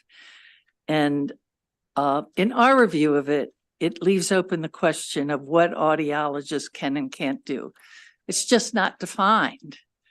And we'll speak more, and the physicians here with me can answer this and talk more specifically. But the language of the bill, which says, again, as it was used, any means known in the science of audiology to evaluate, diagnose, manage, and treat auditory or vestibular conditions in the human ear. The definition of evaluate, manage, and treat these conditions is the practice of medicine. So audiologists and otolaryngologists work as good team members. We want to say that this is a huge departure from current statute. We also want to say that this is such a major change that we would have liked to have been notified back in the spring or June. Let's sit down and talk about this. what the need is in terms of access. We do know, I heard the concern about in Garrett County, but let me say we have a heat map here of where otolaryngologists are all around the state. And we have affidavits for them in terms of providing access when urgent care need is within 24 hours. We also have letters from audiologists who say they are not trained to diagnose I'm not trained to make a medical diagnosis of a disorder or conditions of the ear. So with that, I'll turn it over to the rest of the panel and we'll be glad to answer questions. Hi, I'm Shannon Pryor. I'm an ear, nose, and throat physician and from Chevy Chase. I specialize in ears. I'm a past president of MedChi and I'm a member of the Metro Oto Society, but I do not belong to the Maryland Society of Otolaryngology. I urge you to vote no on Senate Bill 795, which would put my patients at risk. This bill would allow audiologists to practice medicine in the state of Maryland, and audiologists are not trained to practice medicine. The current code says the diagnosis, treatment, and management of physical, mental, or emotional ailments constitute the practice of medicine. This bill would make the practice of audiology synonymous with the practice of medicine with regard to the human ear, and relegate medical care of patients to those without the medical and surgical training that is necessary to provide safe, effective, and comprehensive medical care. While the existing definition of the practice of audiology is relatively specific, the proposed terms are broad and vague, language allowing audiologists to use any means known in the science of audiology to diagnose and treat ear disorders would open the door to audiologists providing medical care that they're not trained to provide. And this will endanger our patients. Patients need access not to any care, but to quality medical care by experienced individuals who have been fully trained. I work with audiologists. They are very important members of our team. When there's a possible medical problem, they refer the patient to a physician for appropriate medical diagnosis and treatment. And then when it's urgent or emergent, we see that patient promptly. This bill is dangerous to patient safety, and it's too broad and too flawed to be wordsmithed. There is no need for urgency to change the definition of audiology as currently written. We have reached out to the proponents to discuss more appropriate language. Please vote no on this bill and allow the stakeholders to seek an agreement between sessions that would protect patient safety. Thank you.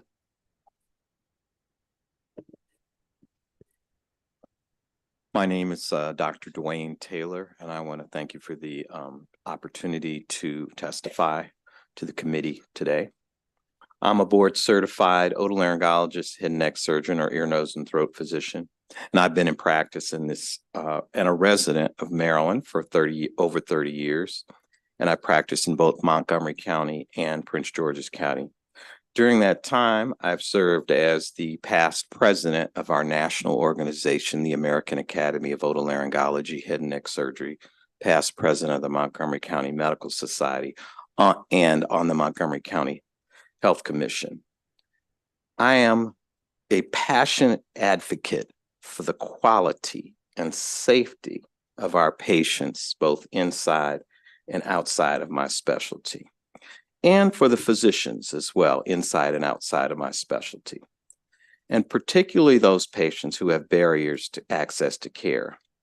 And I'm here to speak in opposition to the bill, specifically regarding the scope of practice for audiologists in the state of Maryland, because it's at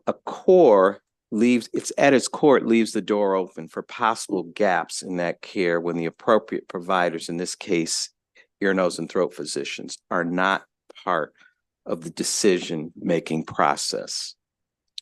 I'm aware of the content and the ask for the Senate bill, but does this create a barrier to communication between the physicians and the audiologists? I've worked with audiologists in multiple settings. We collaborate with them. My current setting as a solo practitioner, I refer it to independent audiologists. We confer, we have discussion. We are physicians. They are audiologists. There are distinct roles there. So I would hope that we can have a discussion about collaborating on the wording of this, which in my opinion leaves the door open for things that are much greater than what audiologists are trained to do. Thank you. Sure, Madam Chair, members of the committee, Dan Shattuck here, also on behalf of the Maryland Society of Otolaryngology. I just wanted to touch base on a couple aspects, with regard to the language. That's really what matters here, the language of the bill. We're very happy to work with the proponents. We were asked to provide specific recommendations and amendments to the language, which we did prior to the hearing. And today was the first time that we heard their response to that, and that was laid out in their testimony. So we've looked into the other states that they've cited. We've looked at other examples in the law here in Maryland. And we found that in areas where certain words are used, there's qualifiers, there's specificity, there's some narrowness to what's being defined in these other practitioners' codes. And that's what we're trying to look at. What's appropriate, what's going to be clear to the patient, what's going to be clear to the public, should the public read the legislation, but what's going to be clear to providers and where the delineation is, where the boundaries are. And I think that's what we're here today to raise concerns about, because we don't want any gray areas to cause any lack or miscommunication between audiologists and otolaryngologists, and we don't want to have any confusion in the healthcare space. So with that, we're here in opposition, and thank you for your time. Thank you for your testimony. Do I have any questions for this panel? Senator Ellis. Thank you, Madam Chair, and thank you, doctors and Ms. Barber, for your testimony. Couple things I want to say. Someone said in the previous panel that Garrett County is the largest county. Actually, it's Frederick County. And so Frederick is number one, 660,000 square miles, and Garrett is 647,000 square feet. And Charles County, which I represent, is like number 9 on the list, but the population is like really small compared to the rest, 150,000. So I say that to Barbara, you talked about your heat map. I think your heat map talked about the number of professionals in each county. So could you give us a taste, especially for what I found most delicious, Charles County? So, Senator Ellis, let's look. I have to tell you, I know we have the heat map, but I haven't studied the heat map. You haven't studied the heat map. So I would have to say, can I get back to you with exactly how many otolaryngologists are in Charles County? So what's on your heat map? The heat map has notes areas where there are otolaryngologists, but I don't see the numbers here. Okay, no numbers. No numbers. It's just colored. Or? It's just dots, big and small. So you teased my intellect, and then you just let me down like that. Senator, I'm going to find out how many and be back in touch with you. And could you send it to everyone to let us know, Yes. Because I know in Southern Maryland, we have a shortage of healthcare professionals. Thank you. I know with nurses, it's like a 30% shortage of our hospitals. So I'm always really want to make sure when the professionals come to give us numbers. And so you pick me up and then you drop me. But anyway, please reach out to me, please. We'll be back in touch. I would like to address that if that's okay. Can you share? Yeah, very quickly. Yep. So in essence, that's a very real and a very different issue than what we're focusing on, because when you say that there's obviously not enough otolaryngologists in the area, that's a piece in and of itself. But to compare what the physician does with what the audiologist is trained to do are really completely two separate issues. Okay. Right. It doesn't mean there's not a lack of care. We have an abundance in certain areas of the state of Maryland. Okay. But in terms of what we do, and regardless if it's not within the training of an audiologist to do certain things, then and we want to expand the scope to do it. It's like you're comparing our 12 years of training in specifically this area to the need. Okay, I understand that. Okay. What I have is a global view. and I think about the complete access for all the professionals. Sure. I'm not so much engrossed in the scope of practice and the turf battles. I just want to make sure that all areas of the state, especially including my district, to be properly represented. So the questions I ask and the answers I seek is for maybe this bill, but for future bills. So thank you, Madam Chair. Thank you. And Senator Lamb. Thank you, Madam Chair. And Dr. Taylor, you kind of touched on this in your response, but because I think there is a distinction between the level of training that occurs between audiologists and ENTs. And if you can just very briefly kind of outline that difference in the level of training, because I think it's helpful. It's not just, kind of a scope kind of issue here, but, there's significant differences in training.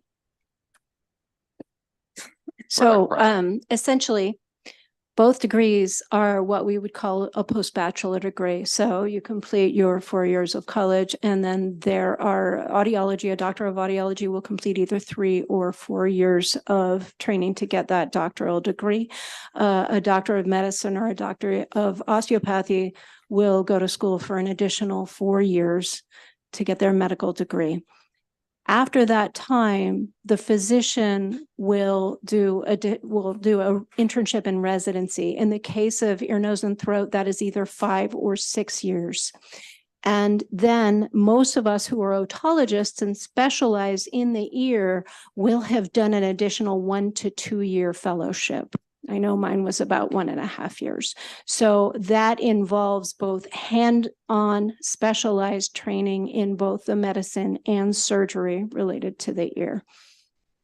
Okay.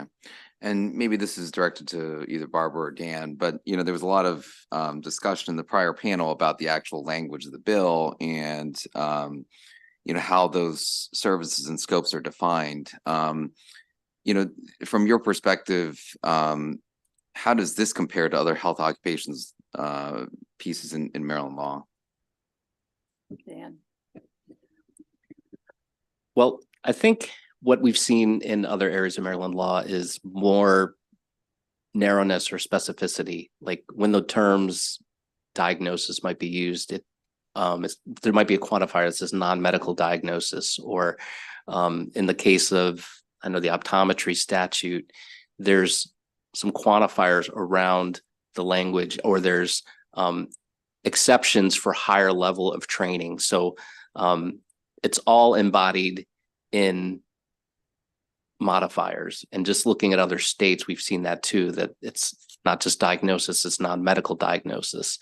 It's that's actually used in a couple states, but even in the state of Maryland, with regard to like nursing and things like that, there's even prohibitions about diagnosis, and we're not seeing that here in this bill, but we're trying to say we need a little bit more clarity and a little bit more specificity. And I know the optometry bill has been used as a model, but that any known in the science of, that's the only area that it's located.